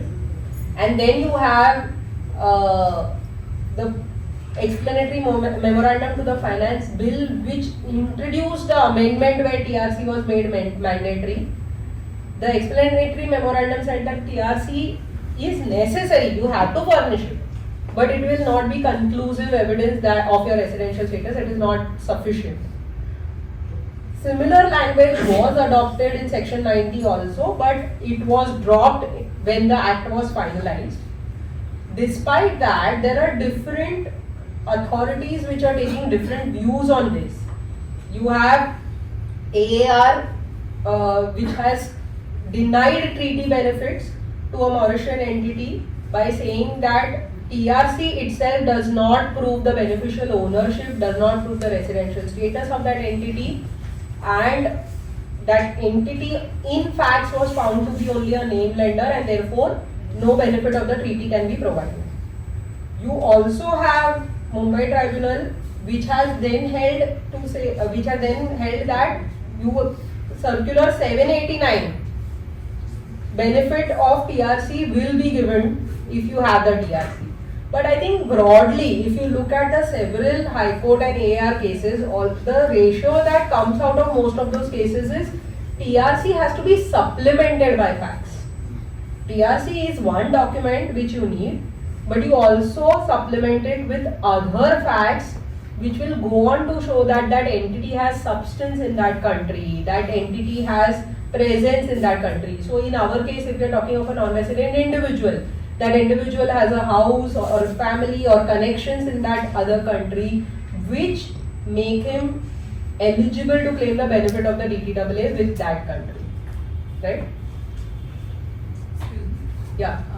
You said that any transfer of rights is not taxable in litigation. So in case of property, I mean tenancy rights, Pagadi system. So this is, if they say the tenancy rights, in Mumbai there are many buildings which are in tenancy. So if they transfer, if the non-resident transfers the tenancy rights to someone, it will not be taxable. It is possible to take that view. It will be, in my view, an aggressive position. Because although yes, in Mumbai we have tenancy rights versus the actual ownership of an immovable property, in essence or in substance you are owning the property, right? But then to counter that, you also have the fact that under domestic law itself, tenancy rights are treated separately from immovable property. So if you sell tenancy rights, your capital gains is taxed separately. If you sell ownership rights in the property, your capital gains is taxed separately. So your domestic law itself is distinguishing between the two rights. Then it should not fall under your immovable property paragraph, it should fall under other rights paragraph. So it's possible to take that. 195 TDS, I think we've been partly discussing, just to touch upon what is covered, payment by any person. Unlike our domestic TDS sections, there is no exclusions for individuals or HUFs. Anybody and everybody who is making a payment to a non-resident will be covered. Even a non-resident making a payment to a non-resident will be covered under 195. The payment being made to a non-resident or to a foreign company, the practical difficulty that you face here when you're making a payment is at what point do you verify the residential status. This is crucial when you're dealing with an individual. When you're dealing with an entity, you have the tax residency certificates, you have their place of incorporation, so you have all that information, added information. When you're dealing with a non-resident, maybe somebody who's just moved out of India, and therefore at the point of time that you are dealing with that person, he may not yet be a non-resident and he may become a non-resident subsequently. So let's say you are doing a transaction in the month of August. Till July that person was in India. August he moves out of India because he's taken up a job outside India. So assuming he will be outside India for the rest of the year, he should be a non-resident. But what if he comes back in October? You don't know at that point when you're doing the transaction, you're not aware. From FEMA perspective, you get the non-resident status immediately from the very next day. Yes, but FEMA and income tax have different meanings for non-residents. That's when, Yes. yeah. For that matter, on the assumption that you will not come back, you are a non-resident even under Income Tax Act. Because you've gone before that 182-day window. Correct. You've gone in August, right? But that's an assumption. The facts may change. So these issues come up when you're dealing with individuals particularly. Yes. When you're dealing with entities, foreign companies, it's not so much of an issue. So what do? You do what's in your best interest. The buyer or the resident person who's transacting with the non-resident will do what's in their best interest. As on that date, if you know that that person is a resident, you apply the provisions applicable for residents. If you are taking any beneficial position, assuming he is a non-resident, you indemnify yourself.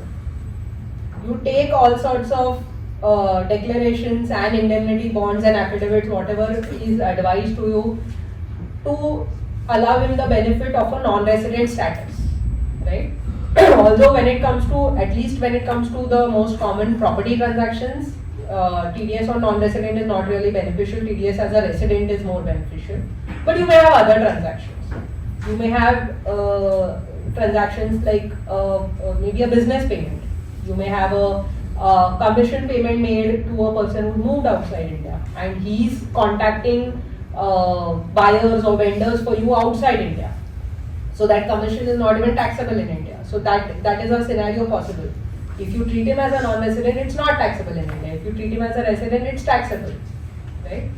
So you, of course, the buyer will try and, or the payer will try and look at what is the best position for him.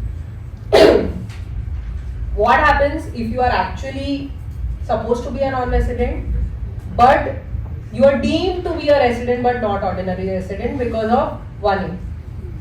Now here again the problem will be that non-resident might have an idea that he may become the deemed RNOR, but the person transacting with him would not even be aware of this. So today when you're making a transaction, when you're making a payment to a person who lives outside India, you know for a fact that he lives outside India. You don't know whether he has income in India of more than 15 lakhs or not. You don't know which country is he resident of, whether he is liable to tax in that country because of his domicile, residence, citizenship or not. And therefore, you are assuming he is a non-resident based on facts that have been given to you and applying the provisions accordingly. For all you know, he may become an RNOR because of subsection 1A. Now, in these cases, again, as a buyer, the best you could do is obtain declarations and indemnities that should or that would take you out of any penal provisions, because you are doing or you are acting based on the information that is available to you at that point of time, right? What is the amount which is subject to TDS? Any amount, any sum chargeable to tax. We discussed this sum chargeable to tax concept earlier. There are certain exclusions. Exclusions are mainly of those items which are either not taxable or taxable under some other section. So you have salaries taxable under 192, so excluded from here. You have payments under 194 LB, LC, LD, which are having separate provisions, therefore excluded from here. You have 115 O dividends, which of course now is not so relevant, but they used to be exempt, therefore excluded from here. So all of these items excluded. 195, like your domestic TDS provisions, has no thresholds, no exclusions for personal payment. So even if you and me are making a payment to Zoom Inc. for a paid subscription of Zoom, we are liable to deduct TDS. It's a different thing that we may not, if we do not claim that expenditure, who cares? Because ultimately, what is the implication of non-deduction of TDS? One of the major implications that we see is non-allowability of expenditure. The other implication that we see is potential interest on the TDS that has not been deducted, right? Considering that these personal subscriptions would usually be what, 8,000, 10,000, 15,000. So the interest element is not something that even the department is going to come after you, practically. But technically, as per the provisions, you are liable to deduct tax at source on any payment you make, even if it is of a personal nature.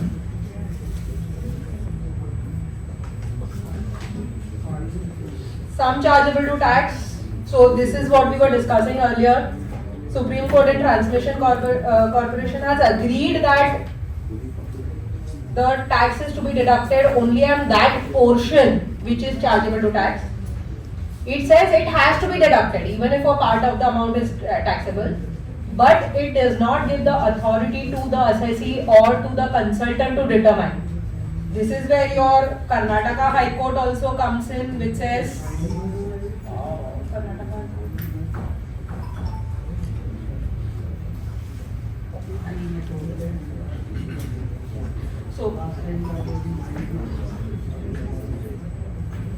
Karnataka High Court says that if a part of the amount is taxable, you have to approach the AO to determine that amount liable to tax and accordingly deduct tax. Most likely becomes relevant where there is capital gains transactions, so sale of property, sale of shares, business income. If you are making payment which is in the nature of business income for the other party, so not fully taxable, but you can't determine how much is taxable. There are a couple of CBDT circulars of 2014 and 15 which indirectly support the stand that only that amount which is taxable should be subject to TDS. So you have circular of 2014 which says interest on 201 will be calculated only on that portion which represents income and not the entire amount. So if you have failed to deduct TDS. Same way you have circular of 2015, circular 3 of 2015 which says the disallowance under section 40 will also happen only of that portion which is income, not of the entire payment that is being made. So both of these implicitly are telling us that only that portion which is income is liable to TDS. Again, supports what Supreme Court says, but who has the authority? Not the taxpayer, not the CA certificate. 206AA, I think this is not something we should spend time on. We are all aware of 206AA provisions.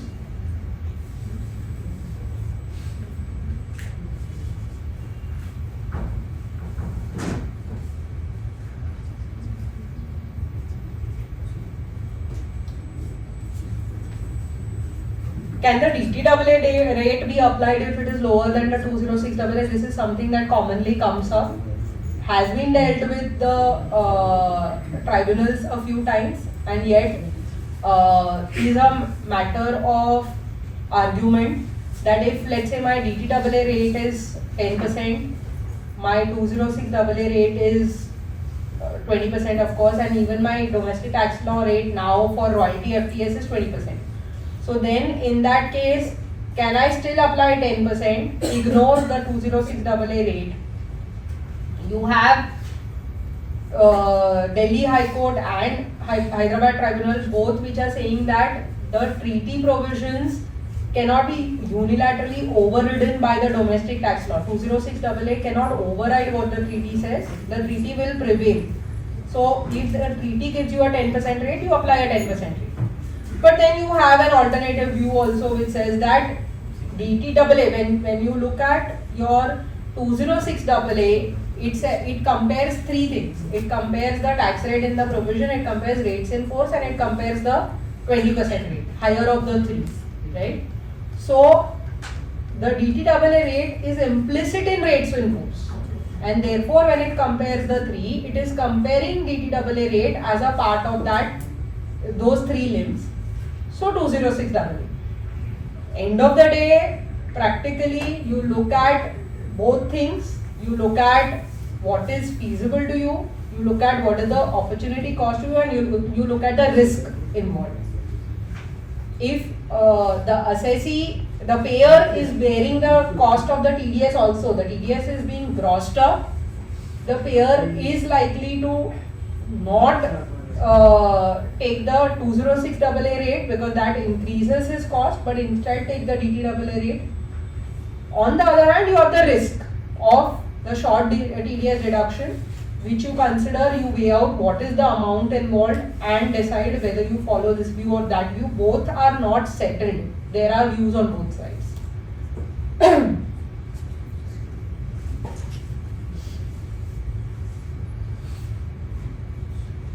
Then there is this Bangalore tribunal on grossing up. When you make a payment to a non-resident where you are required to gross up the amount, whether you gross up using the DTAA rate or you gross up using the 206AA rate. So the DTAA again is 10%, so you are making a payment of 100. Will you gross up that 100 using 10% rate and deduct TDS? Or will you gross up that 100 using 206AA rate 20% and deduct TDS? You have Bangalore tribunal in the case of Bosch, which has clearly said you gross up using rates in force, which is in the discussion that we are doing, the DTAA rate of 10%. Then you gross up using 10%, you may decide to take a conservative view and apply 206AA and apply a 20% TDS. That's possible. But the grossing up doesn't happen using 20%. So you gross up using 10, but deduct TDS under 206AA at 20.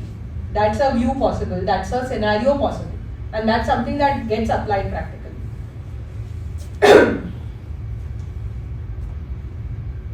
This is again something that practically most people ignore because it's a very small element. When you make a payment, when you are deducting TDS at 20% on 206AA, you tend to apply the surcharge and cess on that, make that rate to a 20.8 or a 21 point something. But you have a very clear view here which says that 206AA 20% rate is the final rate, is the rate that is to be compared with rates in force. Rates in force includes education cess and surcharge. So if my rates in force includes 10 plus plus, and I am comparing that 10 plus plus with 20, then 20 cannot again have a plus plus. 20 has to be including everything. But look again practically, because that impact is not so huge, most companies end up doing 20 plus plus.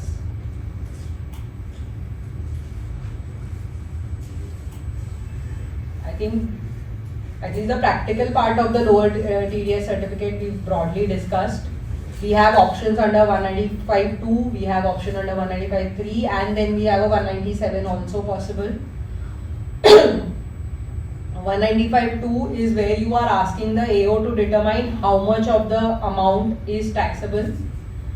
195.3 is where, so yeah, this is the Karnataka High Court that I was talking about earlier, which says that you have to have an order by the tax authorities.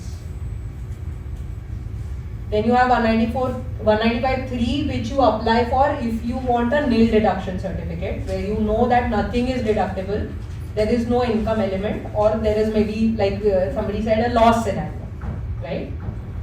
And then you have 197, which the so 195.2 and 195.3 both have to be applied by the payer, because 195 applies to the payer, right? So in a property transaction, the buyer will have to apply for.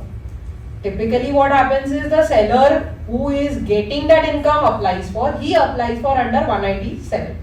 right? And 197 has both options. You can apply for a lower deduction also, you can apply for a nil deduction also.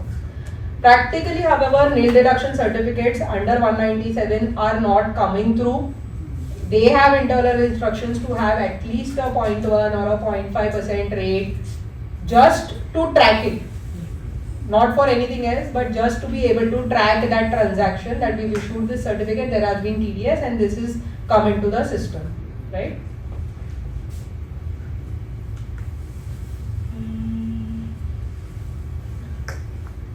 The affidavit issue already we discussed. Another issue practically seen when you go for a 197 certificate is expenses are not allowed. They straight away consider your sale consideration, your cost side. At most, they will consider your stamp duty registration charges and compute the capital gains and allowance. So you will end up claiming expenses either on the cost side or on the sale side in your return of income and end up in a refund situation anyway. But it will be a much smaller refund, hardly anything. One more thing that is often seen here is how indexation is allowed. So there are case laws. If you have made payments in parts for purchase of a property, there are case laws which lay down the ratio that indexation has to be allowed on the basis of year of payment. In practice, when a 197 certificate is applied for, the year, indexation is not allowed on the basis of year of payment. Indexation is allowed on the basis of either possession or registration, whichever is the latter date. So if you want to take a different view, if you still want to claim that benefit of indexation on payment basis, or if you even forget payment basis, even if you want to claim indexation on the basis of the earlier date, say your payment has happened over 5 years, 2018 to 2023, then your registration happened end of 2023, and then your possession happened in 2024. So even if you want to claim the earlier date of registration for indexation purposes, you will have to end up taking that position in the return and claim the indexation benefit there.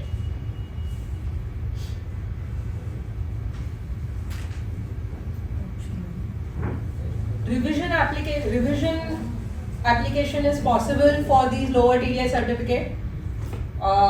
Practically what happens is a lower TDS certificate is issued by the AO after approval of the CIT. The revision application lies with the CIT. So there is very little chance that the CIT is going to revise the certificate or the rate that he has allowed, because he has only himself approved that rate in the first place. So while I have seen instances where client insists that let's go for a revision application, we want a lower rate, we are confident of a lower rate, this is not the rate that makes sense. But even if after applying, the CIT will tell you upfront that this is the rate that I have myself approved. If I have to deviate from it, I need a reason for it. And generally no reason is good enough. The rates that are given in your 197 certificate are excluding surcharge and cess. So when your client when the buyer finally deducts TDS, he has to deduct TDS at the rate plus surcharge plus cess. If you end up deducting, let's say you got a 2% rate.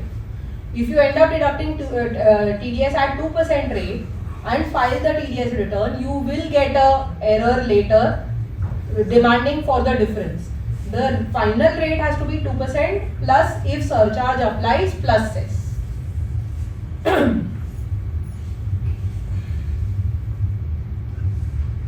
Disclosures and return forms for non-residents per se. When you say that the person is a non-resident, you have to give additional information. You have to give the period of stay for the year plus 4 years prior. You also have to provide the TIN number of the country of residence, or if TIN number is not available, the passport number. The FA schedule does not apply to non-residents because FA schedule is trying to track your global assets. If you are a non-resident, or for that matter even a RNOR, you are not liable to disclose your global assets to the Indian tax authorities. So non-resident and RNOR category FA schedule doesn't apply. It does apply to residents, of course. So transitioning people after the 2-year period of being RNOR, once you become ROR, they have to start disclosing this, which many a times people miss out. People also miss out disclosures in the year that they go out. If they still are resident but in that period, but they have maybe opened a bank account immediately after going outside for job, for employment, for whatever. So those transition years are very important to take care that the FA schedule disclosures are made properly. Non-disclosure of the FA schedule means a penalty under the Black Money Act. It's not even under the Income Tax Act, right? So that is something that is tedious. What all is disclosed? Bank accounts, stocks and securities, financial interest in any account, signatories in any account. So all this is common knowledge. There are questions of whether ESOPs are to be disclosed, whether restricted stock units that are assigned to you or vested to you should be disclosed or not. Now here, when it comes to ESOPs, when it comes to RSUs, you look at what is the right available to you at that point of time. If the ESOP is only granted to you, you obviously do not have any right in it. Unless you satisfy the vesting conditions, you actually get vested, you have no right absolutely. There is also a view, and therefore no disclosure, there is also a view that even ESOPs which are vested may not finally become your asset and may not give value to you unless and until you exercise. To my mind personally, that's a slightly aggressive view, but that view exists. That a ESOP which is vested but not exercised is still not your asset and need not be disclosed. Looking at the penalties and the amount of ESOP that are being vested in you, I would suggest if it is a significant amount, what's the harm in disclosing? It's not an asset that you acquired out of any illegal proceeds, right? The list of assets and liabilities will apply to non-residents also if your income exceeds the threshold. Used to be 50 lakhs, now 1 crore. So if you are exceeding that threshold, it's not that it applies only to residents. If you have assets and liabilities, even non-residents will have to disclose that. If you're claiming DTAA benefits, you need to make sure that Form 10F is filed before you claim the benefit. What do you mean by before you claim the benefit? If you're claiming the benefit directly in the return, before you file the return. If you're claiming benefit at the TDS stage, then before the other party has deducted TDS for you, whether it is a mutual fund house, whether it is the bank, whether it is any other party, your buyer of property, before they deduct TDS for you, if you are claiming DTAA benefit, you need to file the Form 10F and furnish that, which is where the AMC, the mutual fund houses are now asking for the 10F with the TRC. Excuse me. Yeah. I have a question in the details of foreign equity or debt interest and that is to be disclosed in the ITR. So one of the columns they have mentioned that you have to declare the initial value of investment.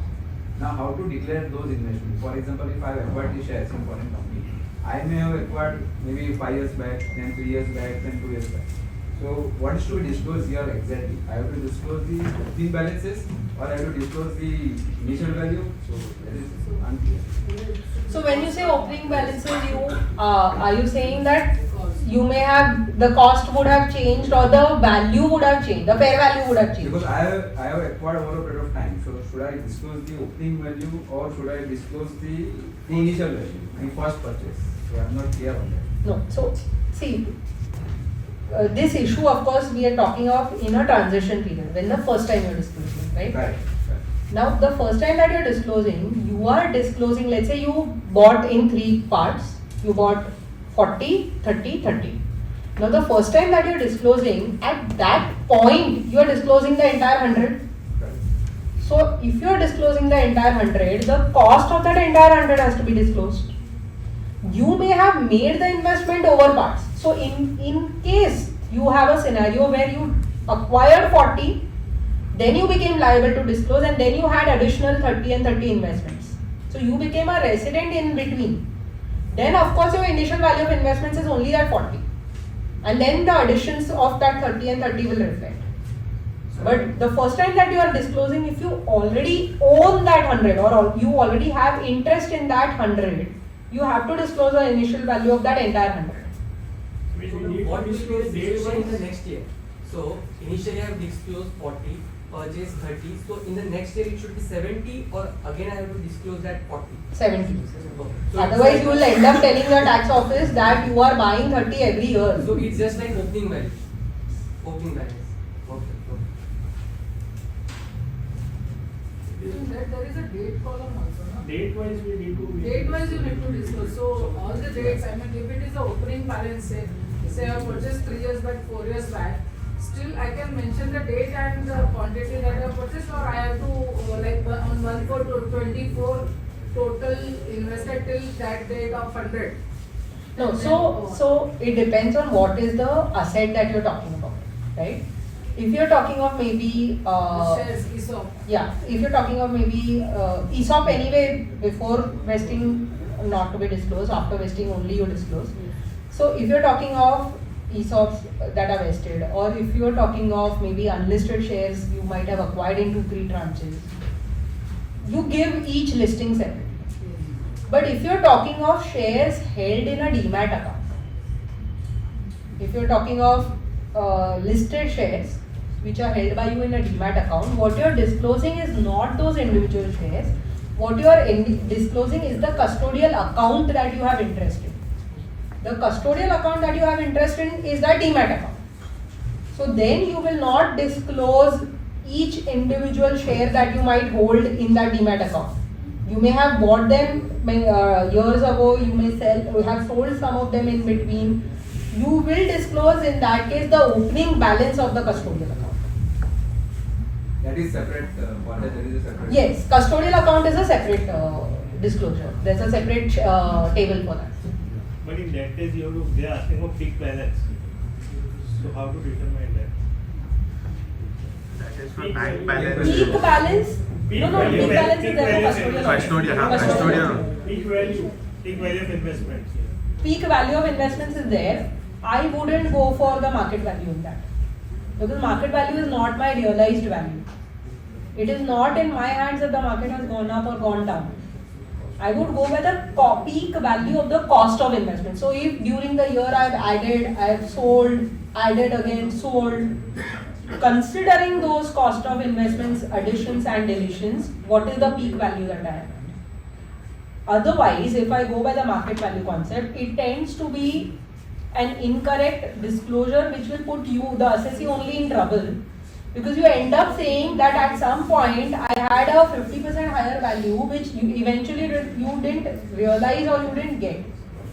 This information of movement during the year is something that is of interest to the authorities. Because as a resident you are having interest outside India, there is a movement in those accounts that you hold outside India. As a resident, if there is a movement, that means you are making either transferring some funds or earning outside India and investing out of that. So they want to understand that. Your holdings outside India. Go by cost. Well, generally we get the statement as of 31st December or 31st March. So how we come to know about peak value? Sorry. Basically, it is necessary to give the cost only. Peak value are necessary. So your 31st December or 31st March statement will give you the current value of the portfolio. I'm saying don't go by current value.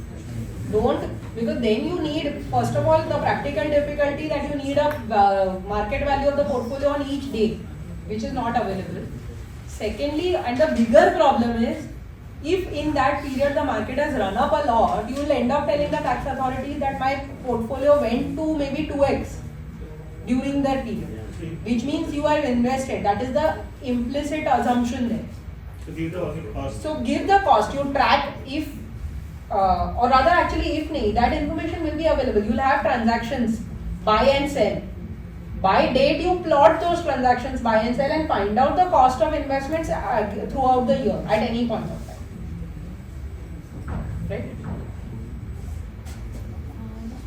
When you said that Form 10F has to be filed before the opposite person is trying to deduct TDS. Say for example, I am receiving dividend and I am a UAE resident, typically for a financial year that is starting in April, if the dividend is falling in first quarter only, say TCS pays you dividend in the very first quarter, I will not have a 10F, TRC, So nothing. TCS will deduct dividend, TDS on dividend. Then when are you claiming the benefit of the DTAA? You are claiming the benefit of the DTAA when your return is being filed. You file the 10F then.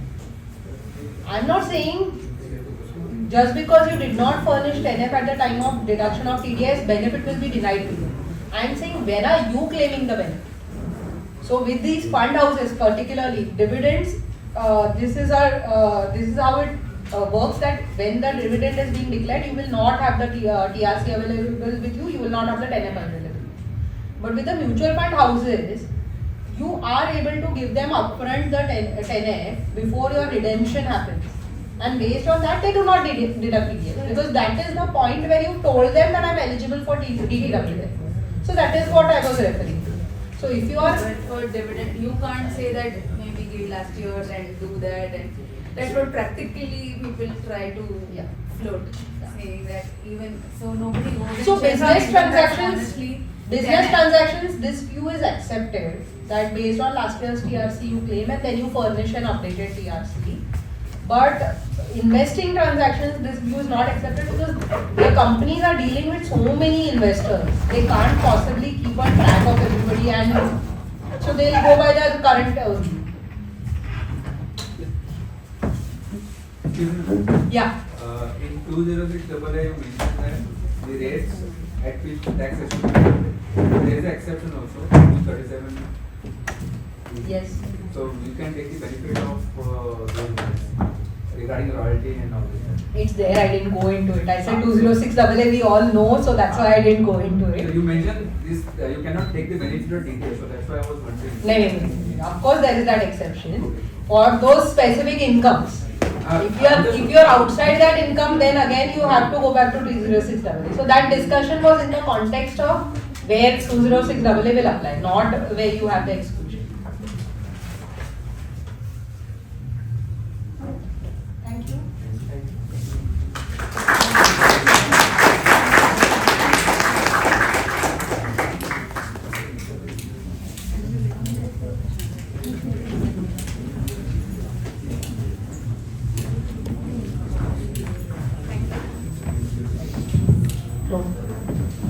Thank you, Namrata, for such an insightful session. We still have a little bit of time if you want to take any Q&A. Otherwise, we can wrap up the session. Namrata, just one question. In case of Aadhaar and PAN linking, otherwise non-residents are not required to have an Aadhaar, that is not mandatory for them. But in one of our clients, we had this issue where it kept prompting that you have to link the Aadhaar and PAN. Now, the profile was very clearly defined to be a non-resident, but we still couldn't come out of that issue. Where was the jurisdiction of the PAN? Probably in Bombay only. No, you have to ensure that the PAN jurisdiction is in the international tax. If it is lying with the domestic tax office, they will trigger that query. So you have to first get the jurisdiction changed to international tax, and then put a request for removing that issue. So that how do we do? We put up how do we update that jurisdiction? So jurisdiction you have to get it done manually. You have to apply to both officers. You have to apply, make an application with the PAN where it is currently lying, the officer where it is currently lying, to transfer it, and you have to make an application to the other side also to accept the file. But we don't need to change any status in the PAN application. I mean the revision. No, the profile, no matter how many times you change it, it will not resolve the issue. You need to get the PAN transferred to the correct jurisdiction, and then you put there's this ID where you put an email saying that this is a non-resident case and you don't need PAN Aadhaar linking is not required. Even AO has a right to make it operative, like in their system, even they can update it as to Aadhaar PAN is not required to be linked by submitting the passport copies with entry exit stamp. This AO in the regular jurisdiction will not have. After transferring it to international board, Yeah. then they can So either you follow up with them or there's a simple process where you email them, they get it done. It's basically, if you email, it's simpler for you. Yeah. In case of joint accounts, foreign assets, so remittance is done by the first holder. Then whether still it is required to receive the second holder's ITR. So there is a bank account outside India. There are two holders, but everything is on the one person, the first holder. Remittance is there, income is also disclosed in his return and everything. But whether that still that bank account needs to be disclosed in the second holder's ITR. So if all remittances are being done only by the first holder, strictly speaking, you don't need to disclose in the joint holder. Then it is up to the client whether they want to face any questions in future or not. If you want to go ultra conservative, not have the risk of any questions at a later date, you disclose in both, which is not the correct position, because then you are saying both have that value of assets. Because notices have come from the Yeah, but see, that's what I was saying. That's where I was coming. If the client doesn't want that scenario where notices could come up, you disclose in both. Play safe, so you will not have an issue, because in the reportings, in this exchange of information, both names definitely will appear, right?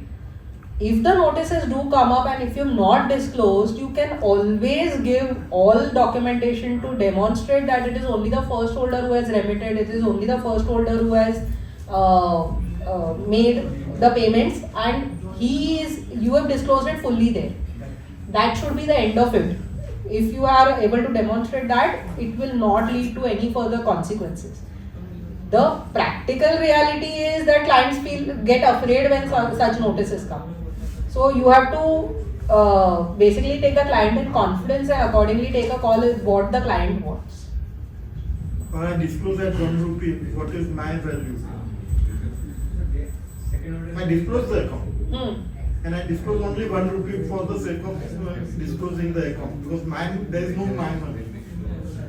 That's maybe a way to do it, but when they say information is exchanged, they also have an indication of the amounts involved. So even if you disclose 1 rupee, it is going to trigger a mismatch.